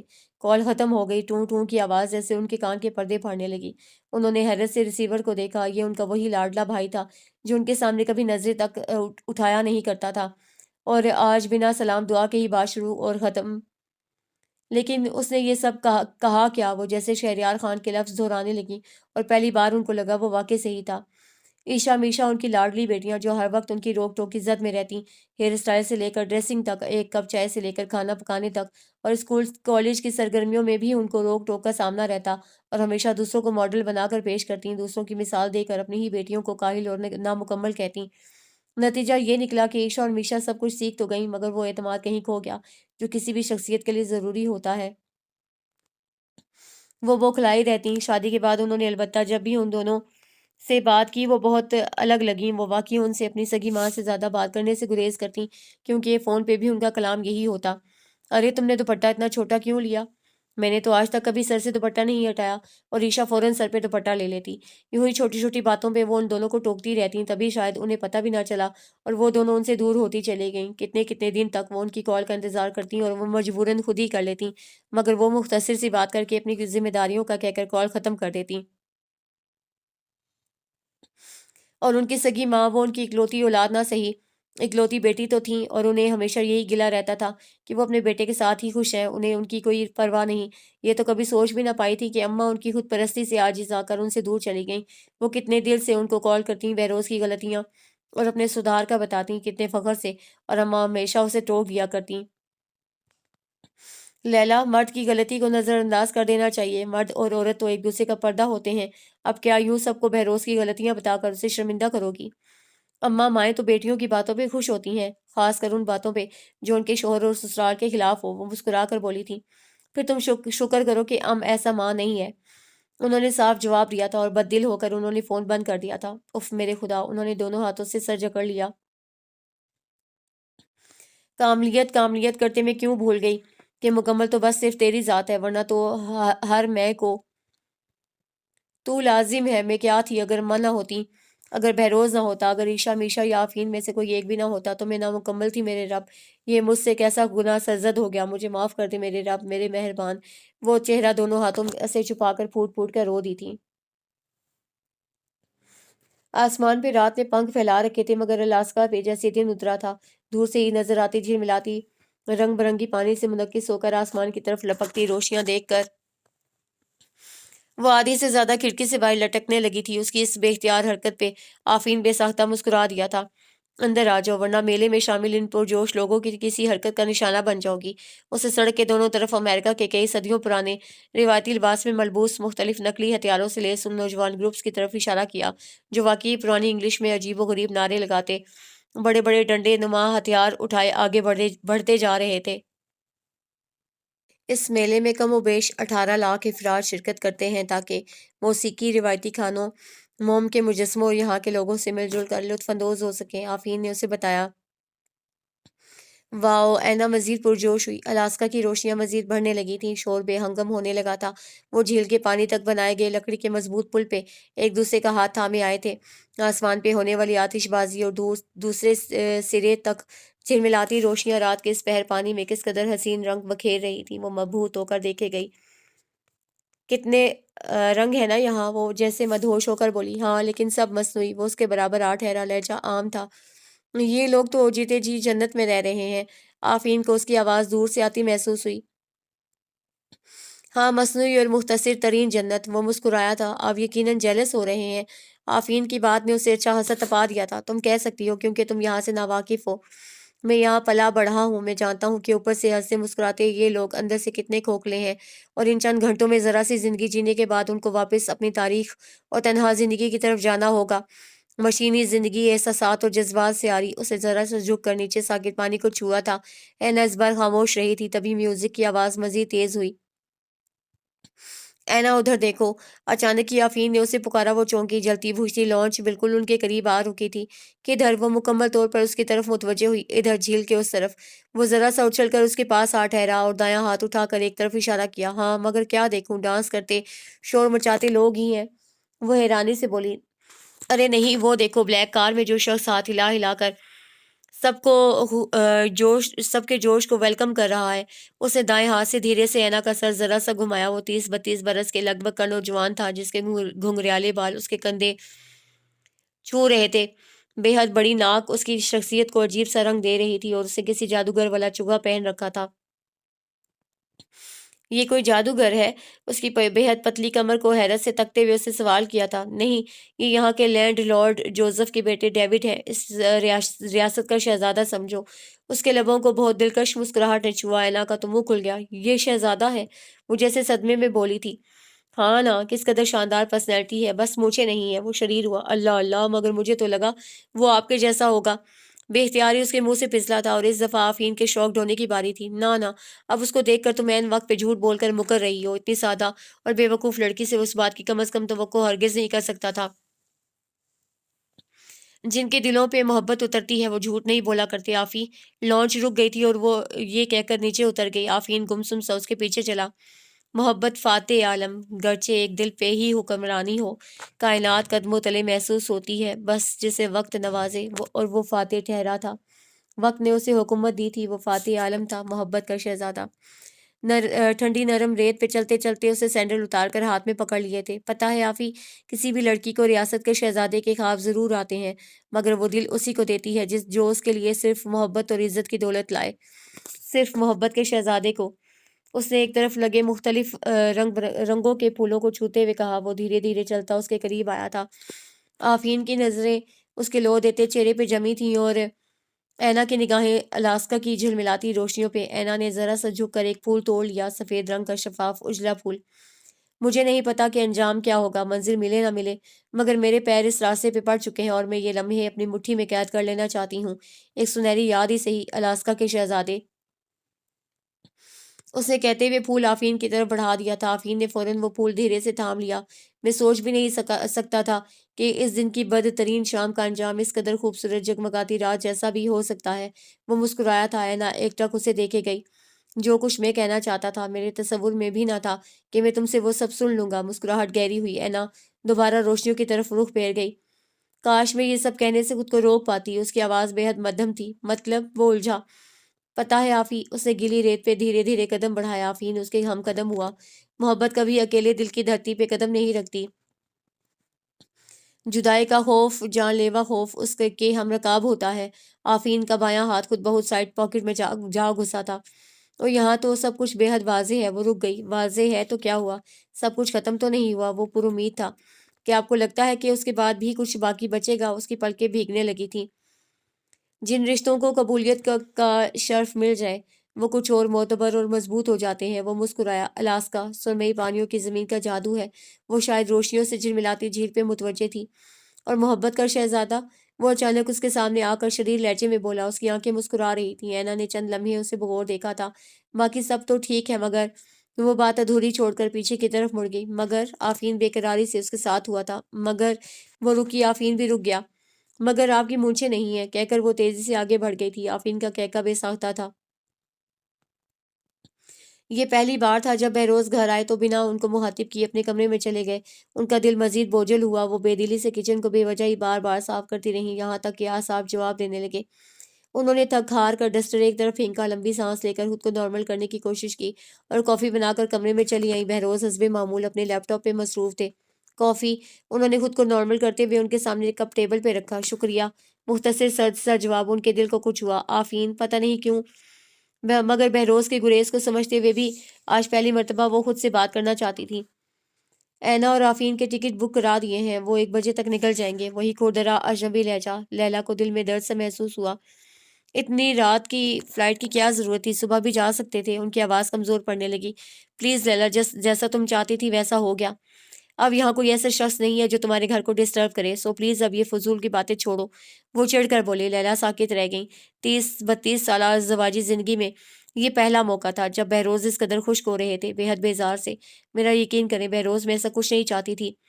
میں تو بس سب کچھ مکمل۔ وہ بولنے لگی کہ بہروز نے ہاتھ اٹھا کر منع کر دیا۔ مکمل مکمل مکمل۔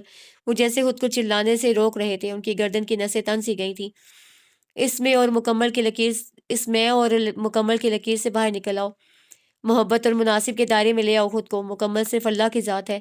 میں کا غرور بھی صرف اسی کی ذات کو جچتا ہے۔ ہم سب نامکمل ہیں، اس کامل ذات کی کن کے محتاج۔ ہم مٹی کے پتلوں کو یہ غرور زیب نہیں دیتا۔ وہ جیسے تھکنے لگے تھے۔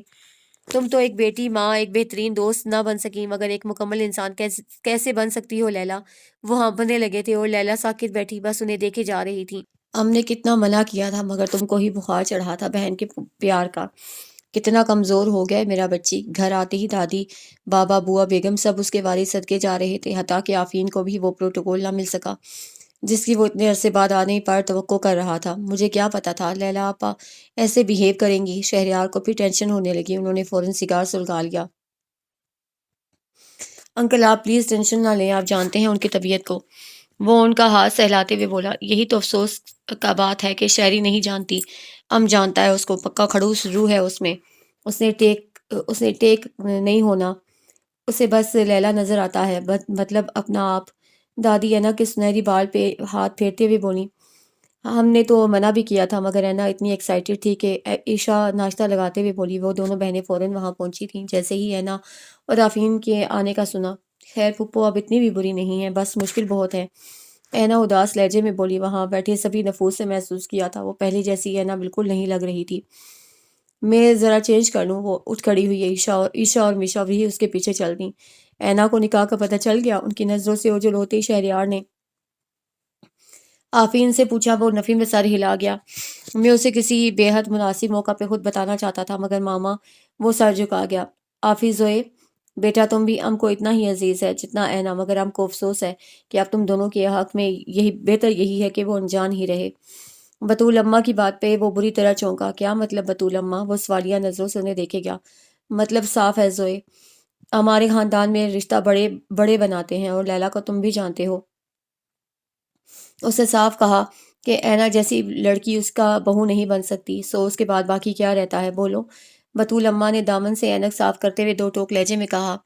لیکن بطول اماں، بس زوئے بات ختم ہو جائے تو ہی اچھا ہے۔ پھر تم کو یہ بھی پتا ہے کہ بچپن کا نکاح کا کوئی حیثیت نہیں تھا، وہ تو بس تمہارے دادا کا خواہش تھا، تو ہم سب نے مان لیا۔ باقاعدہ نکاح تو ہوا تھا مگر اب آفین بیٹا، بطول اماں کی بات سچ ہے، لیلا آپا تمہاری وجہ سے قبول کر بھی لیں تب بھی اینا جیسی لاؤبالی طبیعت کی لڑکی کے لیے بہت مشکل ہے کہ وہ مکمل طور پہ اسے اپنے دل میں جگہ دے سکیں، سو بہتر یہی ہے کہ خاموشی سے اس رشتے کو ختم کر دیا جائے۔ اٹل لہجے میں کہتے ہوئے انہوں نے دھواں چھوڑا تھا اور آفین کے پاس جیسے الفاظ ختم ہو گئے تھے۔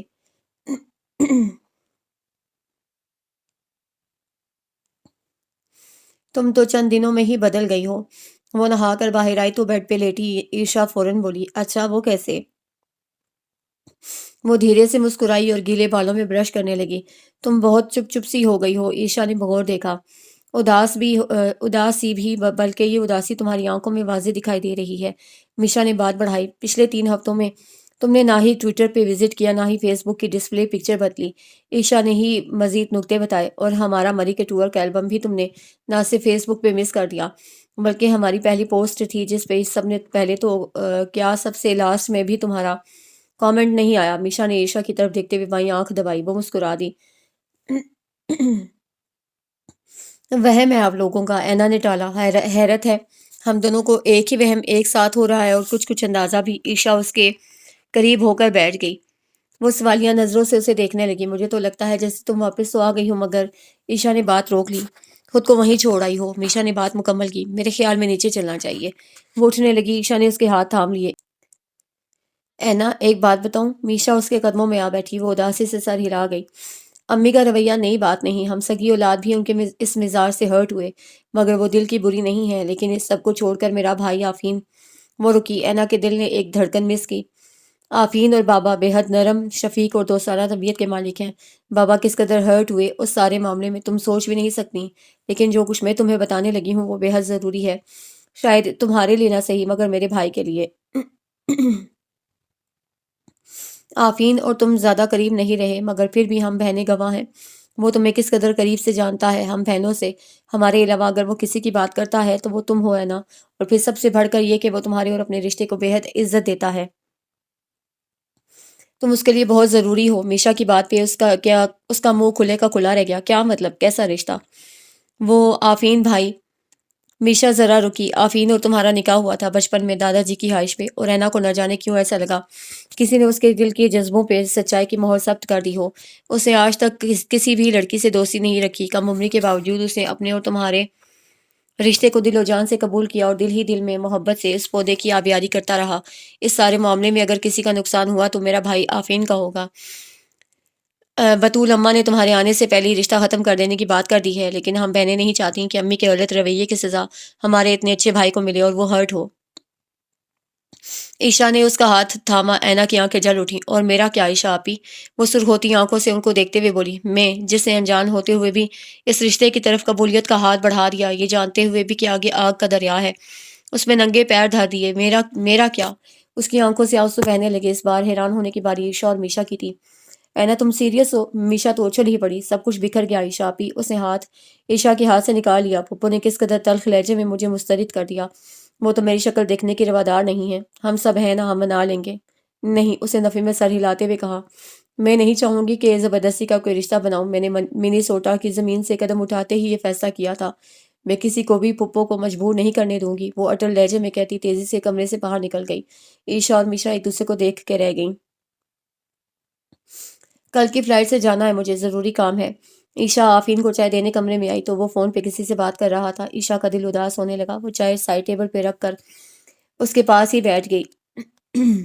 بھائی اتنی جلدی جا رہے ہو؟ فون بند کرتے ہی وہ اس سے بولی. کام ہے ورنہ کبھی نہ جاتا. وہ مسکرایا. پھر بھی اتنی جلدی؟ تمہیں پتا ہے امی اور ابو کا اس سب کے بعد کیا حال ہوگا؟ دونوں میں ایک خاموش سی جنگ جاری رہے گی. امی کبھی تبدیل نہیں ہوں گی اور اب بابا برداشت نہیں کریں گے کیونکہ واقعی حد ہو گئی ہے. میں بس اسی لیے جلدی جانا چاہتا ہوں تاکہ گھر کے ماحول کا کھچاؤ کچھ کم کر سکوں. وہ اسے سمجھا رہا تھا. مگر آفین کیا تمہیں نہیں لگتا کہ اب ہم سب کو امی کو سمجھانا چاہیے؟ مطلب وہ جانتا تھا یہ سب فضول تھا. مطلب اس بار ہم سب امی کو اکیلا کر دیں صرف ان کو محسوس کرانے کے لیے. ورنہ تم جانتے ہو میں امی کو بہت عزیز رکھتی ہوں. عیشا نے کہا تو وہ سر ہلا گیا. میں ایسا کبھی نہیں کر سکتا عیشا. میں سب کچھ سہ سکتا ہوں مگر امی کو ہرٹ کرنے کا سوچ بھی نہیں سکتا. وہ صاف گوئی سے بولا تھا. یہی تو مسئلہ ہے بھائی کہ اب بات صرف آپ کی نہیں رہی، اب بات اینا کی بھی ہے. آفین نے چونک کر اسے دیکھا تھا. آپ کی ڈھکی چھپی خواہش نے نہ جانے کب اس کے دل کو چا چھوا. پھر بات صرف یہاں تک نہیں رہی بلکہ یہ رشتہ اگر ٹوٹا تو کئی رشتوں میں دراڑ آ جائے گی، سب کچھ بکھر جائے گا. عیشا کی باتوں نے جہاں آفین کے دل کو یک گنا اطمینان بخشا تھا وہیں کسک بھی عطا کر دی تھی. اس نے کچھ سوچتے ہوئے چائے کا کپ اٹھا لیا. کیا کر رہی ہے میری شہزادی؟ وہ کچن میں اسے ڈھونڈتے آئے تو وہ جو شاید کسی کوکنگ کی کتاب میں گم تھی. چونک گئی. قورمہ بنانا سیکھ رہی ہوں، اسے سنجیدگی سے جواب دیا اور دوبارہ ترکیب ڈھونڈنے لگی. اینا میری شہزادی مجھے ایسی ہی اچھی لگتی ہے. پلیز یوں ایک دم سے نہ بدلو بیٹا. ان کے دل کو کچھ ہوا. وہ منی سوٹا سے واپسی پہ واقعی بدل گئی تھی.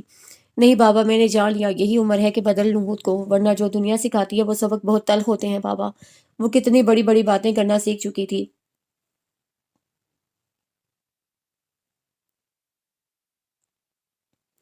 سب ٹھیک ہو جائے گا ہے نا؟ انہوں نے اس کے سر پر شفقت سے ہاتھ پھیرا. سب ٹھیک ہی ہوتا ہے بابا، ہم اپنی نادانی سے سب غلط کر لیتے ہیں. میں بس میں بھی یہی کوشش کر رہی ہوں کہ جو خراب کر دیا اسے کچھ سدھار بھی لوں. ویسے یہ بات تو میں اچھی طرح جان گئی ہوں کہ بیٹی شہزادی صرف باپ کے لیے ہوتی ہے. سو اچھا ہے دوسری دنیا کے لیے اسے ہٹ کر بھی سوچا جائے. وہ سنجیدگی سے کہتے ہوئے پیاز کاٹنے لگی. اس کی آنکھوں سے بہتے آنسوں کی وجہ وہ نہ جان سکے یہ پیاز کا اثر تھا یا اس کے اندر کا درد. شہریار خان واقعی زندگی میں پہلی بار بے بس ہوئے تھے.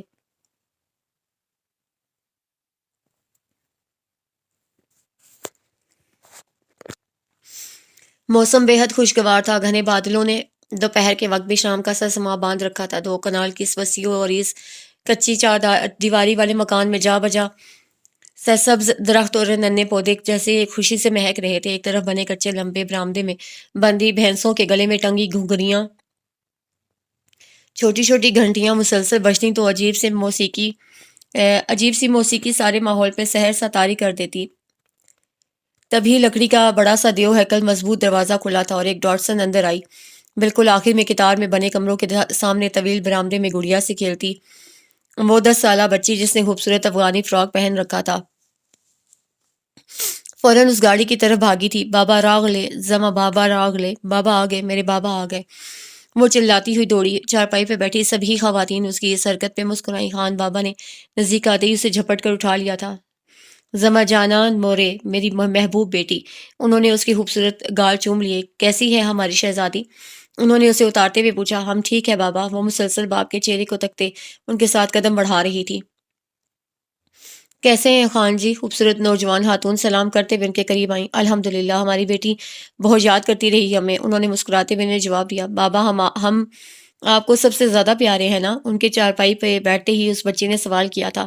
سب سے زیادہ، مگر ہر رشتے کی اپنی اہمیت ہوتی ہے بیٹا. وہ ہرگز نہیں چاہتے تھے کہ ان کا پیار ان کی عزیز جان بیٹی کے لیے زہر بنے. تبھی اقرار کے ساتھ چھوٹی سی نصیحت بھی کی. لیکن میں تو آپ کے لیے سب سے اہم ہوں بابا. وہ مزید ہوئی. اس کے لمبے بالوں کی چوٹیاں اس کے کندھوں سے نیچے تک آ رہی تھی. ہاں ہاں، وہ ہنسی ہے. ہمارا بیٹی بہت سمجھدار ہے. پتہ ہے گھر کا سارا کام سنبھالنے لگا ہے ہمارے ساتھ. ہر کام میں ہاتھ بٹانے آ جاتا ہے. اس کی ماں کی آنکھیں جگمگانے لگیں. واقعی وہ بھی خوش ہو گئے. ہاں بابا، ہم چاہتے ہیں کہ کسی بھی چیز میں کوئی بھی ہمارا مقابلہ نہ کر سکے، بس صرف ہم۔ وہ کیا کہہ رہی تھی؟ خان بابا کانپ کے رہ گئے۔ ہم انسان ہیں بیٹا، خاکی لوگ، ہم مکمل نہیں ہو سکتے۔ نہیں بابا، میں دکھاؤں گی کہ میں سب سے بہتر ہوں۔ یہ تکبر میں آتا ہے بیٹا۔ انہیں اب غصہ آنے لگا تھا، پر ان کی بیٹی کیا سوچ رہی تھی؟ خود کو بہتر کرنا، سب سے برتر کرنا تکبر نہیں بابا۔ لیلا بس چپ، اس قسم کی سوچوں کو دماغ میں جگہ نہ دو۔ لیلا کی ماں اسے قرآن پاک کی تعلیم دلاؤ۔ انہوں نے اٹھتے ہوئے اس کی ماں کو پکارا اور پھر ذرا کی ذرا مڑے۔ ابھی تم بہت چھوٹی ہو، مگر یہ سوچ اگر پختہ ہو گئی تو یقین کرو لیلا بیٹا، تم اکیلی رہ جاؤ گی، اکیلی اور ادھوری۔ خفا خفا لہجے میں کہتے وہ اسے دور جانے لگے۔ بابا، وہ پکار اٹھی، لیکن ان کے قدم نہ رکے، وہ بہت دور جا چکے تھے۔ بابا بابا، وہ چلا اٹھی تھی۔ لیلا لیلا، آنکھیں کھولو، بہروز نے بری طرح چلاتی لیلا کو جھنجھوڑتے ہوئے پکارا۔ وہ پسینے سے شرابور تھیں، تلفظ بھی بہت تیز تھا۔ بیدار ہونے پہ وہ حیرت بھری نگاہوں سے بہروز کو دیکھے گئیں۔ کیا ہوا لیلا، تم ٹھیک تو ہو؟ وہ پریشان تھے۔ بہروز بابا بابا ہم سے خفا ہو کر چلے گئے۔ ان کے لب کپ کپانے لگے۔ خواب دیکھا ہے تم نے؟ انہوں نے انہیں تسلی دی۔ نہیں بہروز، وہ واقعی ناراض تھے اور انہوں نے کہا کہ ہم اکیلے رہ جائیں گے۔ انہوں نے یہ کہا اور خفا ہو کر چلے گئے۔ وہ رو دی تھی۔ کمان لیلا، تم اچھی طرح جانتی ہو کہ بابا تم سے کبھی ناراض نہیں ہو سکتے۔ وہ ان کو پانی پلاتے ہوئے بولے جو انہوں نے پینے سے انکار کر دیا۔ اس بار خفا ہو گئے بہروز، کیونکہ اس بار میں نے سب کو ناراض کر دیا، اماں، بھائی، حتیٰ کہ آپ کو، اپنے بچوں تک کو ناراض کر دیا میں نے۔ میں کے اندر گم ہو کر میں خود کو گم کر بیٹھی، کھو گئی، میں اکیلی رہ گئی۔ بابا کی بات سچ ہو گئی۔ وہ روتی گئی۔ بہروز مزید کچھ نہ بول پائے۔ بہروز اچانک ہی انہوں نے بہروز کے ہاتھ تھام لیے۔ کیا ہم پاکستان جا سکتے ہیں؟ صبح پہلی فلائٹ سے ہی؟ لیکن بہروز حیران اور پریشان رہ گئے۔ لیکن نہیں، پلیز آپ پلیز ٹکٹس کنفرم کروا لیں، میں تب تک ناشتہ بنا لوں، پلیز جلدی۔ ہاں، وہ گال ہاتھوں سے صاف کرتی انہیں ہدایات دیتی تیزی سے باہر نکل گئیں اور بہروز آنے والے وقت کا سوچنے لگے۔ گیٹ کا چھوٹا دروازہ کھلا تھا۔ بہروز ٹیکسی والے کو کرایہ دے کر سامان نکالنے لگے، لیکن لیلا انہیں وہیں چھوڑ کر اندر چلی آئیں۔ یہ گاؤں کا وہی کچا مکان تھا، مگر جگہ جگہ لگائے گئے پودے بالکل اسی ڈھنگ سے تھے جیسے ان کے آبائی گھر میں، کالے سفید پتھروں سے مل کر بنائی گئی بڑی سی روش پہ چلتی وہ جیسے بیتے لمحوں میں سانس لینے لگیں۔ پرانی جگہوں پہ آتے ہی ماضی سانس لینے لگتا ہے۔ انہیں محسوس ہوا تھا آگے گھر کا اندرونی دروازہ تھا، جس کے سامنے درخت کی سوکھی شاخوں سے چھپر نما برآمدہ بنا کر اوپر بوگن ویلیا کی بیل ڈال دی گئی تھی۔ شہریار نے کیسے اپنی یادوں، اپنی ماضی کو زندہ رکھا تھا، انہیں حیرت ہوئی۔ انہوں نے ہلکے سے دروازے کو دھکیلا، دروازہ کھلتا چلا گیا۔ لیلا زوئے، بوا بیگم کے ہاتھ سے گلاس ٹوٹ گیا اور لاؤنج میں اس وقت صرف وہی تھیں، بوا بیگم۔ وہ تیزی سے ان کے شفیق وجود سے لپٹ گئیں، آنسو کے تار در کے تار ان کا چہرہ بھگونے لگے۔ گلاس ٹوٹنے کی زوردار آواز پہ سبھی اپنے کمرے سے باہر آئے تھے اور ساکت رہ گئے تھے۔ اینا سیڑھیوں پہ ہی کھڑی رہ گئی۔ شہریار اور بطول اماں چاہ کر بھی ان کی طرف قدم نہ بڑھا پائے۔ وہ مرے مرے قدم اٹھاتی ان کے قریب آ گئیں۔ بطول اماں، شہری، ان کے پاس جیسے لفظ ختم ہو گئے تھے، وہ وہیں ڈھہ گئیں اور زاروں کی تار رونے لگیں۔ بطول اماں کی آنکھیں جھلملانے لگیں۔ شہریار نے آگے بڑھ کر بہن کو کندھوں سے تھام کر کھڑا کیا اور اپنے ساتھ لگا لیا۔ بیٹیاں شہزادی ہوتی ہیں تو بہنیں بھی بھائیوں کا مان ہوتی ہیں۔ آپا، آپ کو آئندہ کبھی مجھ سے شکایت نہ ہوگی۔ انہوں نے بہن کو خود سے لگا لیا۔ ساری ناراضی پل میں ہوا ہو گئی۔ وہ اور روئیں۔ السلام علیکم۔ تبھی بہروز اندر آئے تھے۔ شہریار اور بطول اماں نے کھلے دل سے ان کا استقبال کیا۔ بطول اماں لیلا ماں کی طرف بڑھیں تو انہوں نے بھی باہیں وا کر دیں۔ وہ کتنی ہی دیر تک سسکتی رہیں۔ اینا سب کو دیکھتی چپ چاپ واپس مڑ گئی۔ شکر ہے کہ امی نے وقت پہ سب کچھ بکھرنے سے بچا لیا، عائشہ نے ہری پیلی چوڑیاں اینا کی کلائی میں ڈالتے ہوئے کہا۔ ویسے سچ کہوں تو مجھے اس سب کی اب امید نہیں رہی تھی۔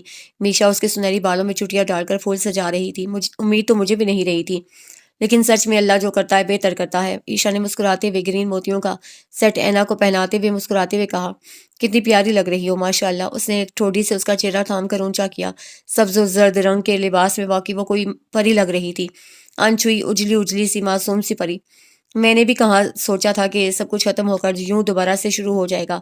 اینا تو ابھی تک شاکڈ تھی۔ اسے تو جب سے بتایا گیا تھا کہ لیلا یہاں جلد از جلد اس کے نکاح اور جھٹ پٹ رخصتی کے لیے ہی آئی ہیں تو وہ جیسے دنگ رہ گئی۔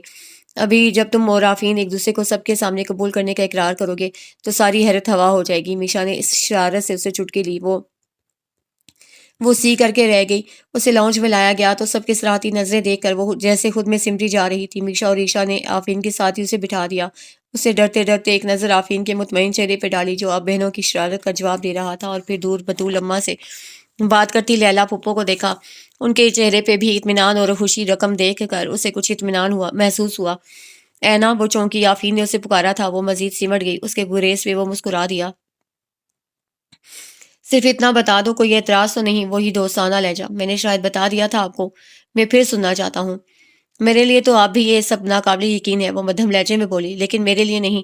وہ چونکی۔ اس نے دیکھا آفرین کی آنکھیں جگمگا رہی تھیں۔ مجھے اپنے رب پہ بھروسہ تھا، اور پھر ویسے بھی جس آسمان کا پہلا تارا میرے نام کا تھا، اس آسمان کا چاند کسی اور آنگن میں بھلا کیسے جگمگا سکتا تھا؟ وہ مسکراتے ہوئے پورے یقین سے بولا تھا، اور اینا کے دل کے اندر تک اطمینان سرایت کر گیا تھا۔ بے شک رشتوں کو توڑنے میں نہیں، جوڑنے میں ہی انسان کی بقا ہے۔